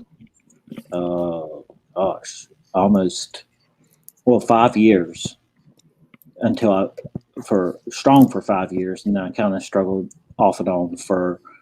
Once I had to move out in 2010, I struggled with it a little bit. And then I got to a sexual addiction counselor and went to counseling for it, because it was so bad. And I had started dating my wife, and she's like, if we're going to be married, you've got to get help. You've got to go to a counselor for it. And I went to that counselor for several years. And then it got to the point where I was doing so well. He actually told me, he's like, "You're doing so well." And I was involved in Celebrate Recovery and working on it still. And I'm still working on it. I mean, it's a daily thing I have to work on. But I've been clean from looking at any pornography or looking at anything like that. I've been clean for 7 years now of not wanting to look at that stuff, but I'm still working on it, because hey, it's still out there. Watching TV, looking at that the thing with the yoga pants. Going back to that. Sorry, I hope I didn't trigger you. No, it's not. It was interesting to hear that, because I'm like, you know what? That is a real thing for a lot of guys. That's something you have to be careful of. It's like, you don't think what you may not, it may be the most innocent thing, but you have to be careful. So that's my story in a nutshell. And David, what was that like for the first time having to go address that issue? I mean, where do you start that whole process? So, with the counselor. Yeah, because it's like like when the alcoholic hits rock bottom, or a drug person who's addicted to drugs gets, they might have a overdose, and it's that kind of point that sets them down that path. So what was it for you that was that particular point that you said, "This is a problem"? I have to address it now. My wife said, I always said, if I'm getting married, I'm not taking that into my marriage. I'm not taking it to my kids. I'm not bringing it up around my kids. And the counselor I even went to on the first 2 sessions or something like that, my wife had to go with me, because he would not work with an individual, with a male, if the wife was not on board with it. So did you tell her when you were dating her, or did she spot the signs right away? Oh, she knew. She knew from even before we started dating. She knew from day one what my past was. Gotcha. And everything. And she even said, "Oh, I'll walk through it with you. I'll help you through this. We'll stay together through this." And there were a couple times where I cheated on her while we were dating. I was like, we were actually getting ready to, let's see, when was that one? I actually cheated on her twice, but the one that almost ended it was I got caught cheating on her, and she's like, "If you don't stop right now, then we're done. We'll end it." So I stopped, and that's when I got off Facebook, and Facebook was a trigger for me. That was my, I guess, playground in a way, and LinkedIn is the only social media I'm on, and even right now on LinkedIn, like even yesterday, I think it was yesterday, I got a connection request for somebody, and I'm like, whoa, delete that one. Yeah, because there's plenty of those, and I'm plenty of those, and I'm pretty sure you ladies get a lot more of those than us gentlemen get those from. I people. really don't get that much. I think I tell people that I try to do a good job of putting myself out there in a way of like, hey, this is not why I'm on LinkedIn. Like, this is not what I'm about. So I really don't get a lot of messages. Like, I do a pretty good job of like, hey, I'm not gonna like feed into that. Okay, well, Chantel, I'm pretty sure you get quite. No, I don't. You know what's crazy is I used to get like atrocious traffic, but then I maxed out on my connections, and now I don't let in that noise. There you go. Yes, it's like I'm super like picky about who I let into my network now because I have to drop other people out, and it has been so freeing for me because before I had to like talk about my husband in every single piece of content that I made so that I didn't have people knocking on my door and being like, hey, you're cute. Or, hey, are you married? Or, hey, I will be your personal massage therapist if you get me a green card. What? Oh. God, Yeah, I hate men sometimes. you know what? I like a good massage, but yeah. that role is filled. And pretty much everyone knows I'm single, so I'm not inviting people to send me messages. Yeah. I'm very happy about that. It's an open invitation. Yeah, but you know, for me, that's I hate that about my species, about my gender, is that we stoop to the lowest, what I call the LCD, the lowest common denominator. Yes. When it comes to these sort of things, because I have higher expectations. Hi, dear Anna Maria. Yes, queen. Yes. Hi, dear. Or like, hi, and there's 10 eyes and a dot, dot, dot. How are you? You know where you're coming from. I'm like, you don't need to know how I am today. Like, you don't. And I'm not a deer. I'm nobody's deer. Exactly. Like so, you know, I hear these stories and I go, why? I mean, how do you in any sort of world do you think that is actually gonna work? But it does. That's why they do it. Thing too. I mean, it's what they get away with. So it's their own personal culture, you know. And it could be Latino culture. That's very normal for them to be. Oh yeah, it is a very machismo. Because that's how they are, and I go, oh my gosh, when I see that happening to myself, it makes me cringe. It's almost like the nails on the chalkboard. I just hear it and I go, oh, bro, that is not how you. That's not how you do it, man. Even if go ahead, Chantel. I'm moving forward. So, David, tell me, okay, it sounds like you married an absolute incredible woman. Oh my God, and the fact that she was able to work with you through all of this, can you tell us a little bit about what makes a strong companion getting through something like this? Because I'm sure we all want to be better for our loved ones, right? Or future loved ones. Future loved ones. Well, she kind of had the same struggles herself growing up, so it helped, and she knew where I was going, and literally how do I put this?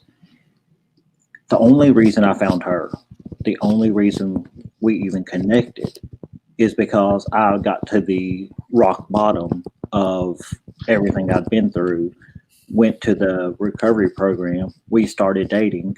We met each other, and I like a couple days before, I literally said, okay, I'm done dating, because all my relationships had been unhealthy relationships, just very, very nowhere near healthy, nowhere near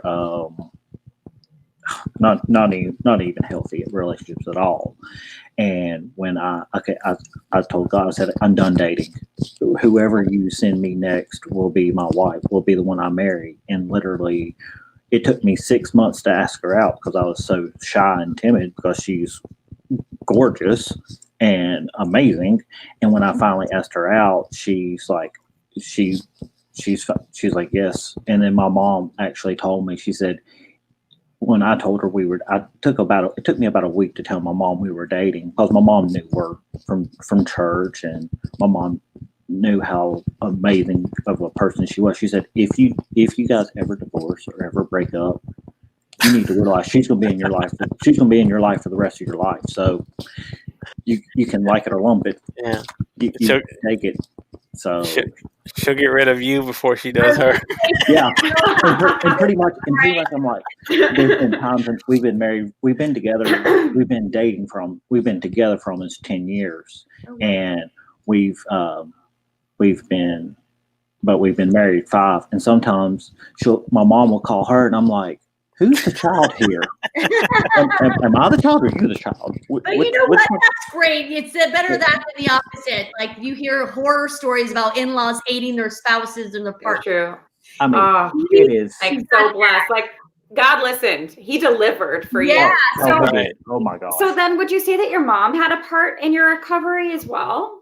Was it a unit? My parents did. Both my parents did, because my dad actually was the one that got me, because when I in 2010 I turned 30, so I had to call my parents and say, can I move back home? And at 30 years old, being a male, that's a humbling experience in life. And then my dad, I kind of went through depression for about a year and a half. My dad finally looked at me and said, if you're going to live in my house, you've got to come to Celebrate Recovery with me. You've got to get in recovery, because you can't live this way. You can't, because my dad's a counselor. My dad's trains chaplains for hospitals and hospice. So my dad's been around all this. He said, you can't live this way. And my parents were both pivotal. And now the picture I have on LinkedIn, everybody that's in that picture in some way in the last 10 years of my life, I wouldn't be where I'm at today without them, without every single one of them. I wouldn't be who I am. I wouldn't be. So it really is about rallying the troops, right? When somebody is struggling, you bring in all your men and women. Yep. That's beautiful. And I just realized a couple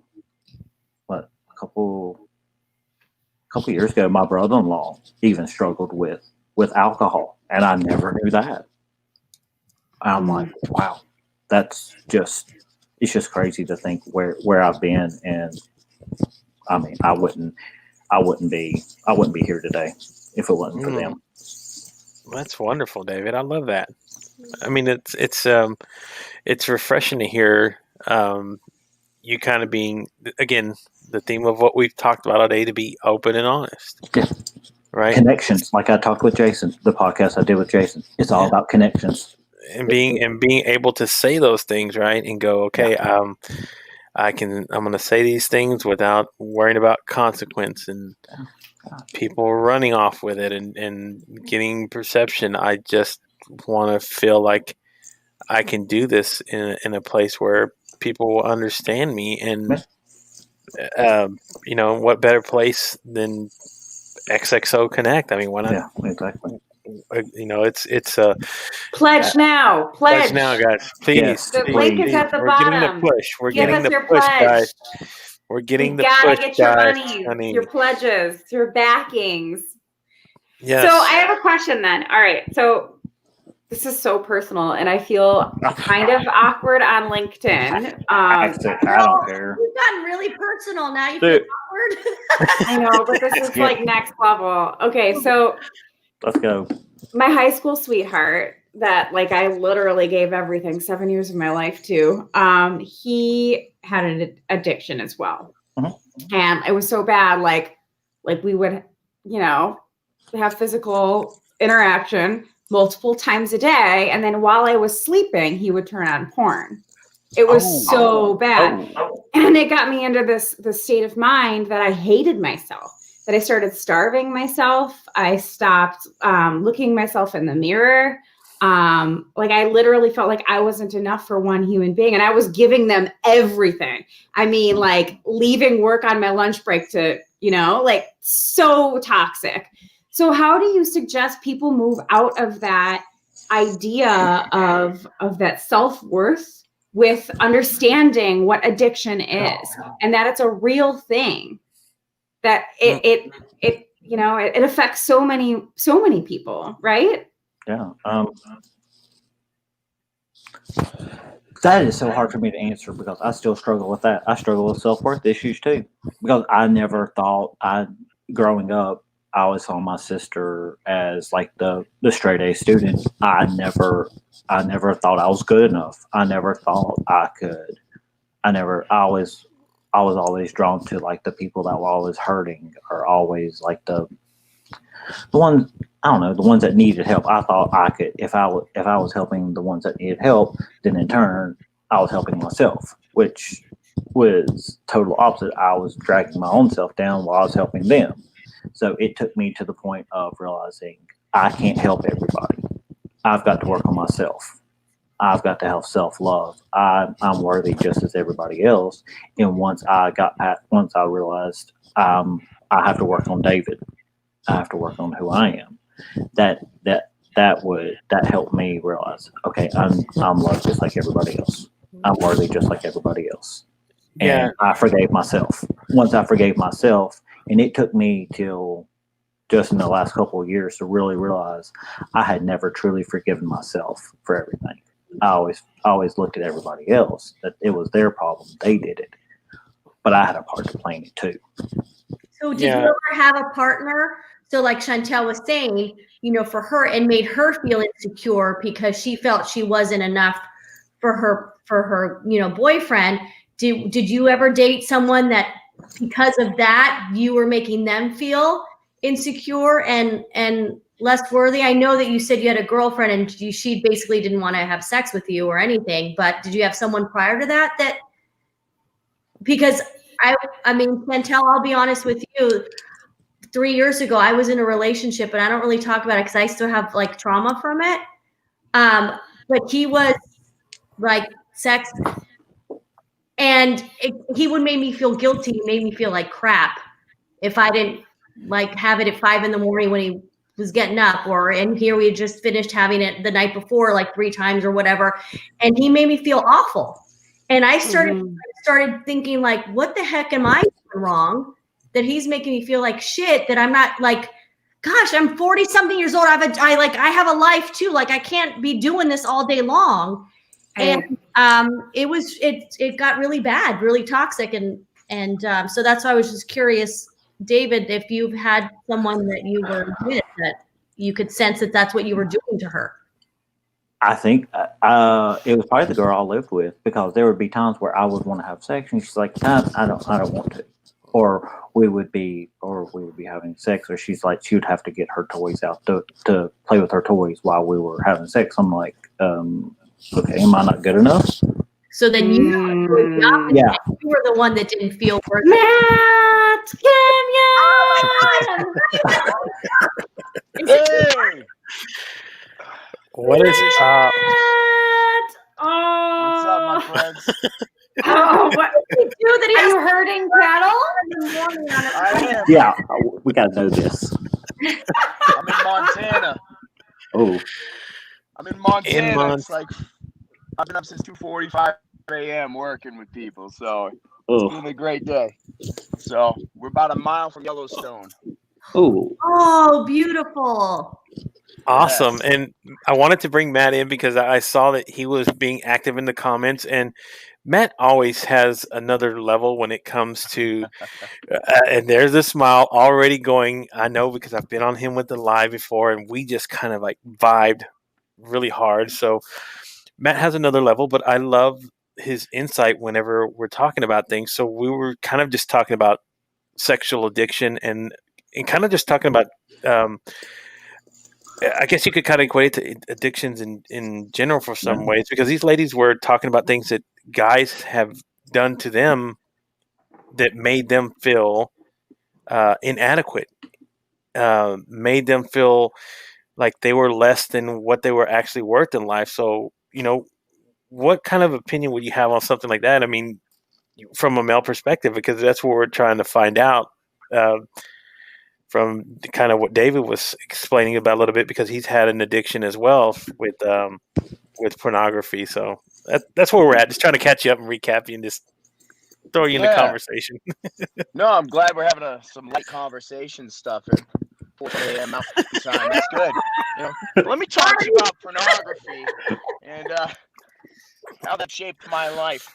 I need another drink of this first. Then I've got to go hunt an elk. Yeah, no, I'm glad you guys are talking about this, and I got a few minutes, and I got to go for a bit. But yeah, I was exposed to pornography when I was about 5. Just finding my stepfather's collection, and it's not like we were just talking about like Playboys or anything. We found it was like hardcore stuff, and and I didn't know what I was looking at, but I just remember like I wasn't supposed to. I could tell. And I just took a bunch of it and I hid it in my room. And I remember my mom found it, and it was kind of one of those things where she's like, "Well, do you have any questions?" And I was like, "No." I'm like, "I'm 5. Like, what questions?" I'm already embarrassed. Like I feel like I wasn't supposed to have this. And I'm like, "No, I'm good." But like after that, like I couldn't get the thoughts out of my head. Like, just like had to try and get them again, or just like, staring at catalogs at the time, like whatever it was, kids at school talking about it. It was just like totally wired in my head now. And the thoughts were just kind of like obsessive. And it kind of did this rewiring process. And, again, I always tell people, I'm never saying pornography is good or bad. It's the relationship you have with it, just like anything in this world. It's the relationship you have with stuff, that makes something good or bad in your life. And for me, it was just something toxic, because anything I believe that you do that triggers shame afterwards is obviously not good for you. If there's anything in life that once you do it and afterwards you feel ashamed of yourself, there's something wrong. And yeah, it was like this secret that I kept in my life, for the longest time. Thank God, at least in my youth, I'm so old now that, you had to buy pornography, and you had to go through that shame process, at the store, like, I have this soda and this, and what's that back there? I'll take that. That one. No, not that one. That one over there. Just give me that one.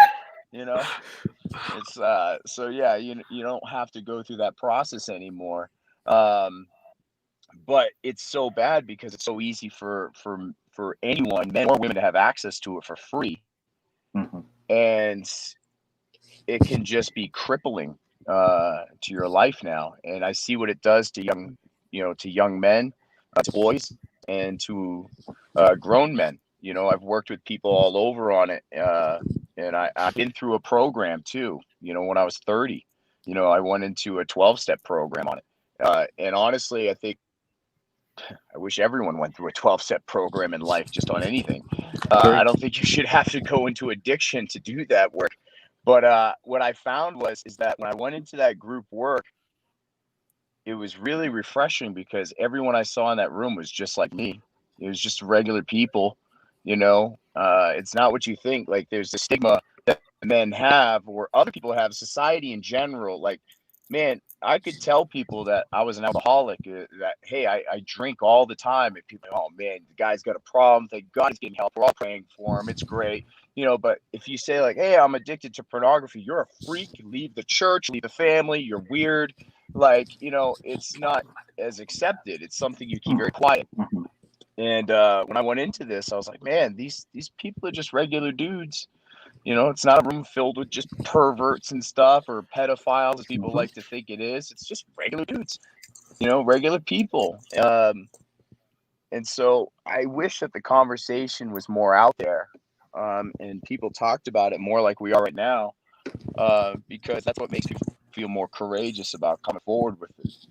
And it just makes me really sad, to see people struggling with this and afraid to talk about it because of the judgment that'll come with it. And I won't, I'm not someone who's going to paint a bunch of rainbows on stuff. People will judge you.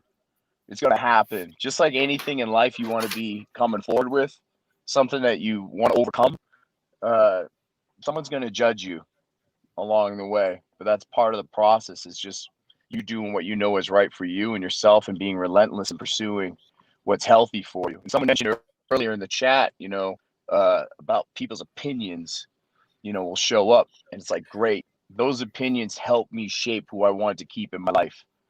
And I let go of some people, and it was painful to let them go, because I loved them and I cared about them, and I expected them to care about me too. But once I let those people go, it created this vacancy in my heart for new people to walk in. And these new people aligned with my values, the values that were really coming together. And, Chantel's on here, and I'm so friggin' proud to see like where you are in life and how much you've accomplished. Like, my God, you're a rock star. And I feel the same way about you. Oh my gosh, like such a fan. And Gabriel, you too, man. Like, just watching the stuff you guys are talking about is just emotional for me to see how powerful the conversation. But Chantel, I mean, I owe her a lot, because I was on their show in the very beginning of my journey almost 5 years ago, on the Unlearn show, and just to see how much things have changed since then, it's just been amazing. So thank you guys for talking about something that matters, and you gave me a few minutes to ramble. I hope it offered some value. I don't know what, but what I will say is, what I will say this though is that when I've been talking to other guys about this, it's funny. I do these morning programs now with people, which is weird. I've never been a morning person, but I am now. But these topics also come up about how we create routines in our life, and about the things that suck away our time. And this has come up as a topic sometimes. It's like, you know what? This is eating up my day. People talked about missing appointments, or being late to stuff, because these things just show up, and it's like a time void. Like, oh, I gotta kill some time, but it's not a healthy outlet. And so it's just like, again, it's like whatever the shame follows afterwards. So my encouragement to people is like, look, if you notice this thing, if you're having conversations with yourself about like, I'm going to give this up for a while, I'm going to stop this, but then you go back to it every time. It's just like anything else, man. Anything can be an addiction, So if you're always negotiating with it, if you try to tell yourself like, well, maybe I'll just do it on these days and it won't be a bad thing or whatever. But like, if you're constantly going back and forth, you're saying, maybe I have a problem, maybe I don't. Like, I had somebody ask me once, like, just with drinking, they're like, do you think I'm an alcoholic? And I was like, people who aren't alcoholics don't ask that question.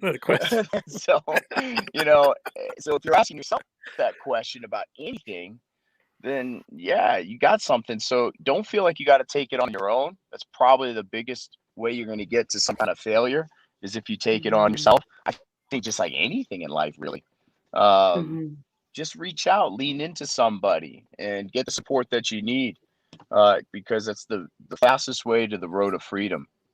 Because if you try and take anything on yourself like this, it's so easy for you to allow that shadow side of you to negotiate with yourself.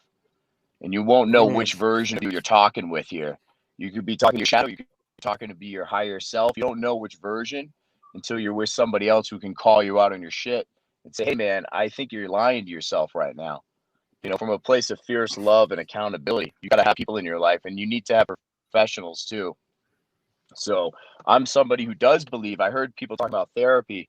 I fiercely believe, in therapy and coaching and group work, but you got to shop around and find out who's right for you.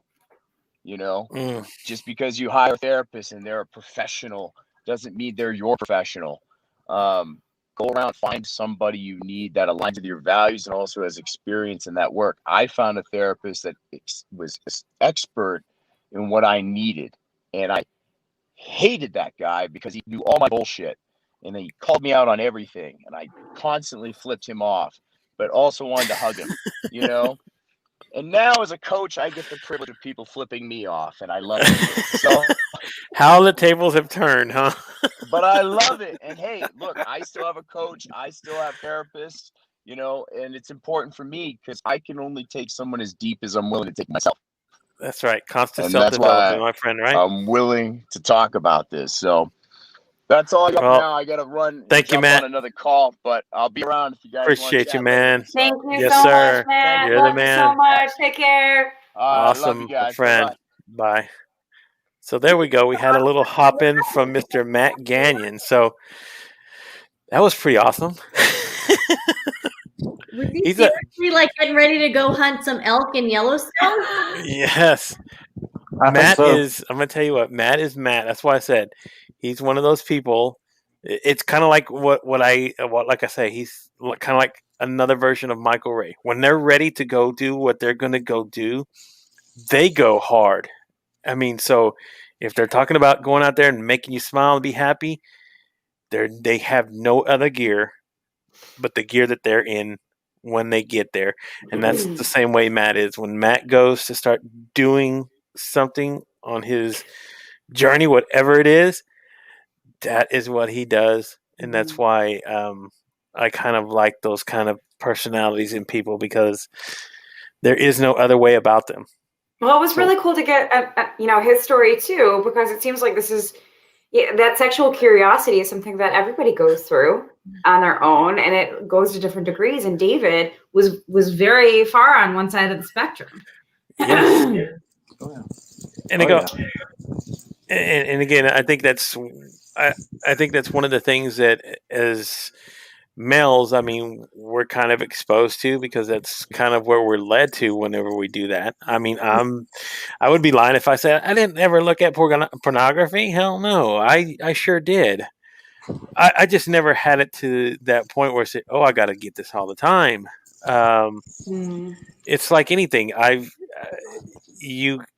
For some people, it just, certain things grab a hold of somebody. So yeah, I've smoked marijuana. Yes, I've drank before. Yes, I've looked at pornography, but none of those things have ever gripped me so much where I said, you know what, it's just going to control my life. It was just one of those things. Okay, tried it, got it, cool, moved on with me. But some people, that's what they need. That's the thing that whatever it is, it says, I got to have more of it. They get that dopamine hit that says, oh, I love this. I love this the way this makes me feel. I got to get more. The alcohol. Like I remember last year I did a 31-day challenge where no alcohol for 31 days, yoga every day, and clean eating. And it made me realize how I was using alcohol to numb a lot of my feelings. And then I was like, I'm going to sit with my feelings. But it really was good because now I can sit with my feelings. I mean, I drink, but like I didn't drink anything today. It's not like I need something to, every day. But that was something for me that I was like, shoot, that's what I'm using it for. And the reason when it all came down to what the root of the issue was, the root of all my unhealthy relationships was, and I was those 5 years that I was heavily addicted to pornography, I was an alcoholic too. The only reason, and when it came down to when I finally figured out what the root was, is because I never felt the love from my mom. My mom loved me, but I thought the way she was talking to me, she was trying to control me, and I wasn't taking it as love. I was taking it as she's trying to control me. So I was looking for somebody that was not control me. You wanted a controller. Yeah. Well, And it that's was the root. And then when I met my wife, she didn't want to control me because she has her own issues. She has her own things. She's like, she doesn't control me. She loves me just the way it is. And that's when I finally realized that. And when I opened up and shared my testimony with my parents at Celebrate Recovery, when I got done, my mom looked at me crying, bawling her eyes out, and said, "I never realized you struggled with that." It's like every mother's worst nightmare is like having your bundle of joy that your little beautiful baby get traumatized because of something you accidentally did. It just shakes me to the core. And that helped. That the 6 years I had to live with my parents before I got married, that was probably the last 10 years really, but the 6 years I lived with my parents was some of the hardest because I had to live with my parents till I was 36 years old. But it was some of the best. It was the best 6 years of my life because I rebuilt that relationship with my parents that I never had. Everything in life that I thought I had, now I have it. Now I really do have it. And like Matt was saying about the church, when the pastors at the church, some things came out that I don't know if I'll ever share, but some things came out about it. The pastors of the church said, "We don't care what David did. We don't care if it's true or untrue. We love David. We want David here." And that's what's kept me in church. Wow. Cool. So that's a cool ass church. Yeah. And it's one church I said growing up here in town, I said I'd never go to because they were always the uppity church. The hoity-toity church. Yes. Suck up. And then that's why I learned. That's why I said. That's why I learned. Never tell God you're not going to do something because He'll make you go do it. Yeah, he's got. I think he's got a little way. So you know what? I'll show you. Okay. So let's go before we get out of here. Kind of lighten up the moment a little bit. I wanted to go and talk to Chantel about what's kind of been her little walk down memory lane today. She's gotten to see her old group of friends, and then of course just a while ago she got to connect with Matt as well. And what I mean by that is because now you can kind of see what kind of impact you've made from where you started to where you are now, because I love talking about the power of impact. About it doesn't have to be in that moment that impact happens. Impact can come 1 year, 4 years, 10 years, 20 years. And I wanted to touch on that a little bit because again, you may not realize it, but Matt said it in his thing, you've helped impact his life. And then in terms, you've helped impact so many other people's lives. And I think that is one thing that I really love to talk about because it's very powerful. So what you've done in the scope of your career has helped shift a lot of people's. And I've told you my story about how when I first got met with you, when you came on my show, it was very for me, it was very surreal in that moment. And I'm pretty sure many people have seen that because they've seen you come up through there. And again, it's what you've created. There's why so many people have reached out today.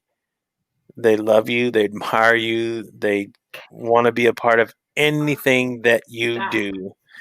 So I wanted to just talk about that because I think this isn't uplifting. Damn it! Because I think if it goes into what I talk about on all my shows, which is legacy, and I think you've built a very strong legacy. That because we all know our time is finite, all of us do. I don't know. Everybody born dies. I'm sorry. That's just a fact of life. So if you come into this world, you're going to leave it. But in between those bookend part of life is everything that happens in between there. And I love to always talk about what do you want to be remembered? That was on my question. That's why, because I would love to hear the answers about it. So I'm going to pose it again. For each of you, I would love to hear each of your answers, because I never got to ask Raquel this. But I think I asked Jason, David, and Chantel. So when the book is said and done on every single one of us, what kind of legacy do you want to leave behind? And what do you want to be remembered for? So, Raquel, I've never heard your answer, so I'm going to put you on the spot first. Well, just so when you had Michael Ray was on earlier, and he's like my brother. We're family now, and he said Maya Angelou's quote, and it's the same thing. It's people aren't going to remember what you said or what you did. It's how you made them feel, and I just want people to remember me making them feel really good and positive and just happy. And I want them to think of me and just get like little butterflies or goosies or whatever when they think of me. That's what I tell people. There's no right or wrong answer here. Is it just hearing their perspective on the question? So I'm going to go to Mr. Leibowitz. You've asked. I want to hear what is the thing you want to. What is your legacy you want to leave behind? What do you want to be remembered for in this world? Curve the culture back to connection over convenience. And sometimes it's that simple, folks. So, Mr. Munford, let's go to you. Man, I've kind of started. This is what I ended each of my podcasts with, because I learned from you, and I just love hearing everybody's response too. So, thank you for that, because that's. I think for me, gosh,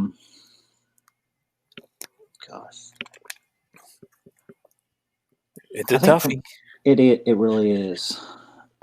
What I've been through so much lately, starting my own podcast, and even things at work are being blown away.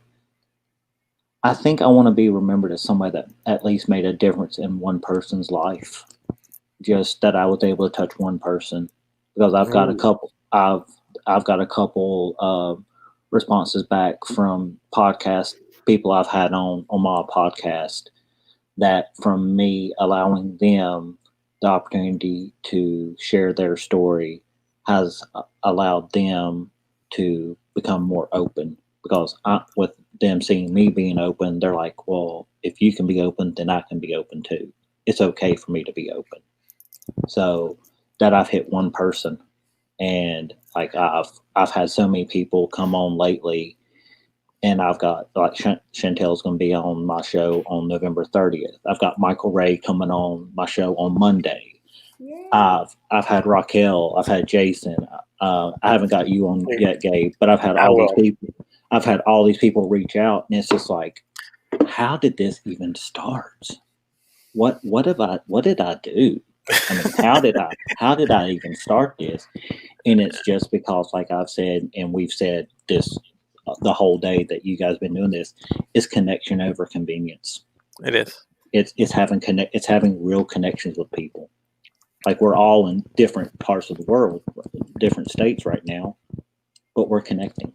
We're connecting on a very deep level, and that's what I want to. I want to connect with people. I just want to connect with one person. Awesome.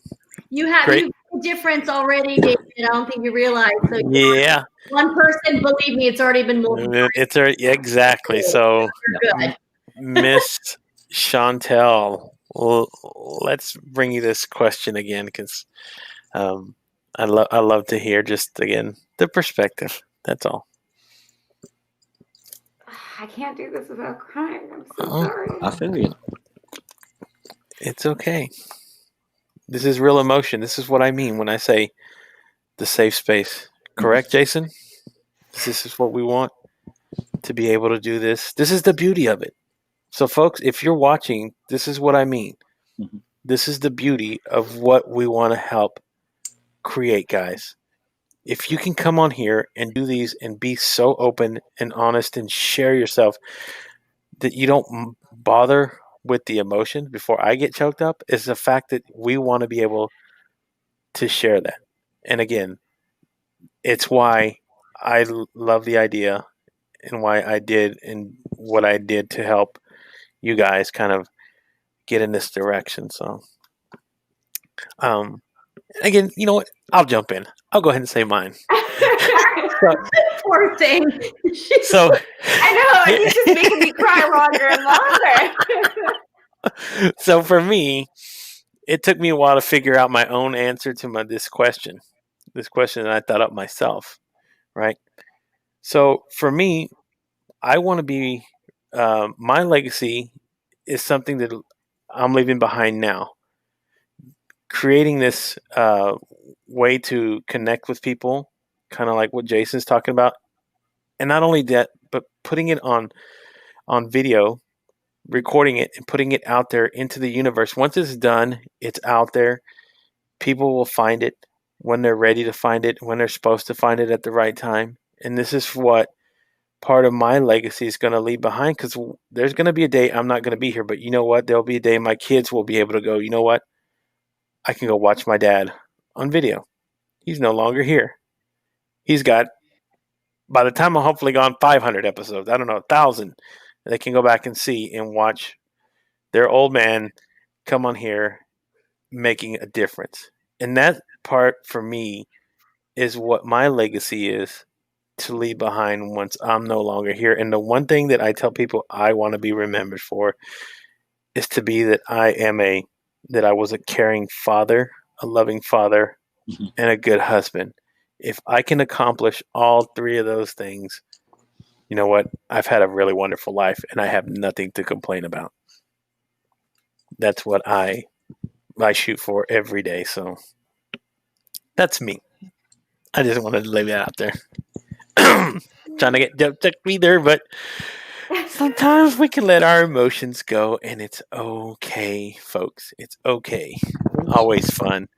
So, guys, I got to tell you this. She got away with not having to say it?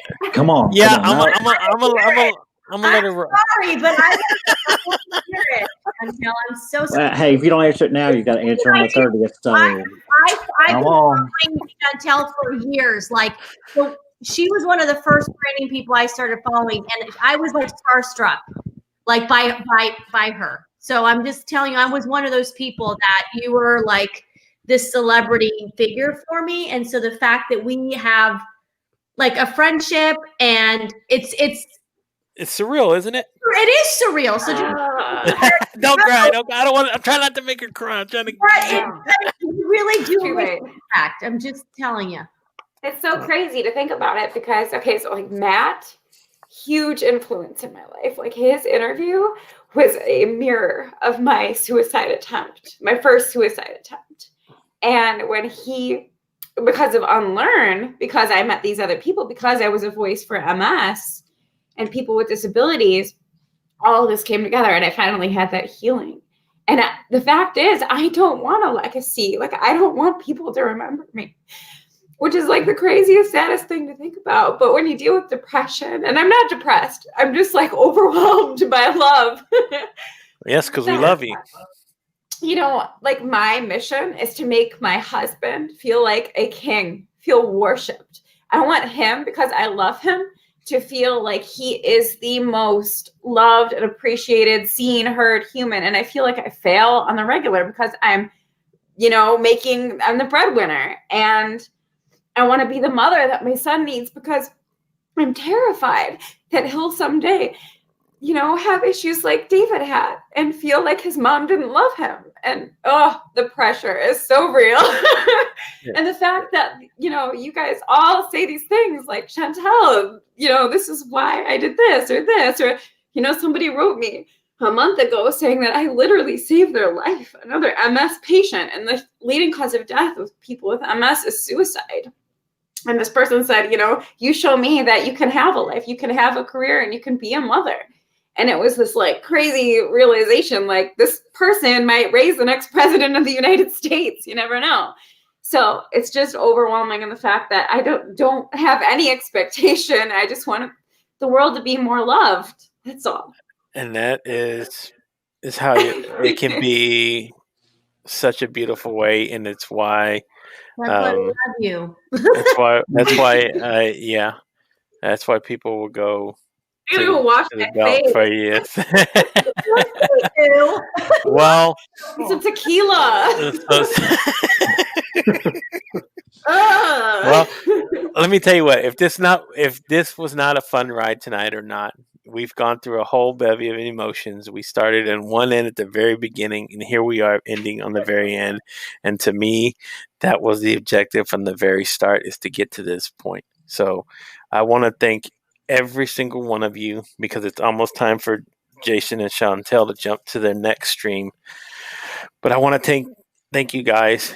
Raquel, I don't know what to say. You're amazing. Rocky. You coming along, being a trooper like you have. Thank you so much. One of these days, you and I will have like an actual conversation, just you and I, because we have. So, and again, this is what I tell the people all the time. This is the power of video. This is what video can do. It might be underwhelming to you. It might be not what you think when you see all the gameplay with gamers playing and people doing YouTube videos. But I love to use this as a tool to help people connect together. And I tell people, this is when you have the power of video like this, the world is your neighborhood. So doesn't matter where, when, or why, you can always get together and have these conversations. And that's why it's so important. So thank you. Neighbors. We need not a lot of neighbors in the neighborhood. Yes, we do. We need a lot of neighbors in this neighborhood. So, Jason, Chantel, if you guys want to jump to the next stream, I believe you have the link. I will finish up here with these guys real quick. I'll hop in and I'll get you guys started. So yeah, it'll give you a good 5-6 minute break. Go ahead, take your time, guys. If you want to jump, I'll try to hop on over and she says she's gonna ride it out. So Okay. So love you guys. Yes. Love Go you ahead. Bye, guys. All right, Jason. All right. Everybody, I'll see you in a bit. Okay, I'll be there in just a second, guys. I'm going to finish you up with just these gotta two and finish out the time here, because we've almost hit 4 hours. I feel like I have little like X's on my forehead. You do. And Raquel, we're gonna get back together, because we're gonna have another show. That was just too funny. I love both so like our first 4 hours was like a total shit show, laughing crazy. And then I got these three, like, wait, did I have 4 hours with you too? Yeah, almost. You've almost had on the beginning with you. Oh yeah, you did. So we had. So we've had 8 hours together in the last couple days, and this is obviously more deep, but 8 hours, and it's been a total contrast of one end of the spectrum, right, and one end of the other. This is why I love talking, because again, I love both subjects.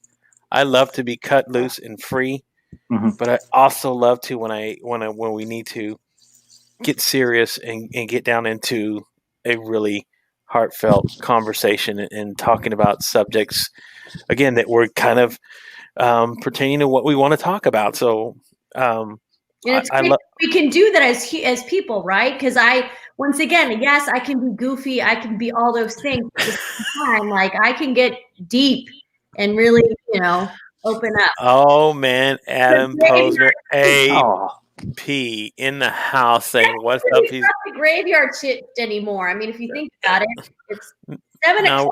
The sunrise. I'm going to get the sunrise soon, because it's 7 my time. Like already starting to see. I haven't seen sunrise in years. Oh wow! Well, sunrise. Usually that only happens if you're a vampire, so you don't want to. That's kind of deadly for you. So, I might have to go. But again, Raquel, we're gonna hook up again. Yeah, we're gonna have another show.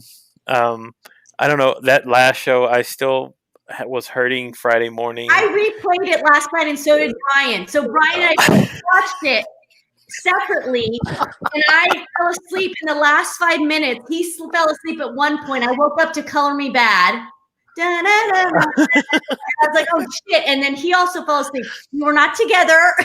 He was in County or in San Yes. I was out here, but we did the replay and he FaceTimed me in the middle of it. And he's like, Raquel, I am laughing hysterically. I'm like, I am too, Brian. Like, that Reggie was saying, like, Oh my gosh, we were just on a roll, and it took on a life of its own. So I think that's going to be the best, like, impromptu live ever on LinkedIn. Just saying. yeah, and it was. I had a complete blast, and like I said, when I was done, my ribs were hurting. I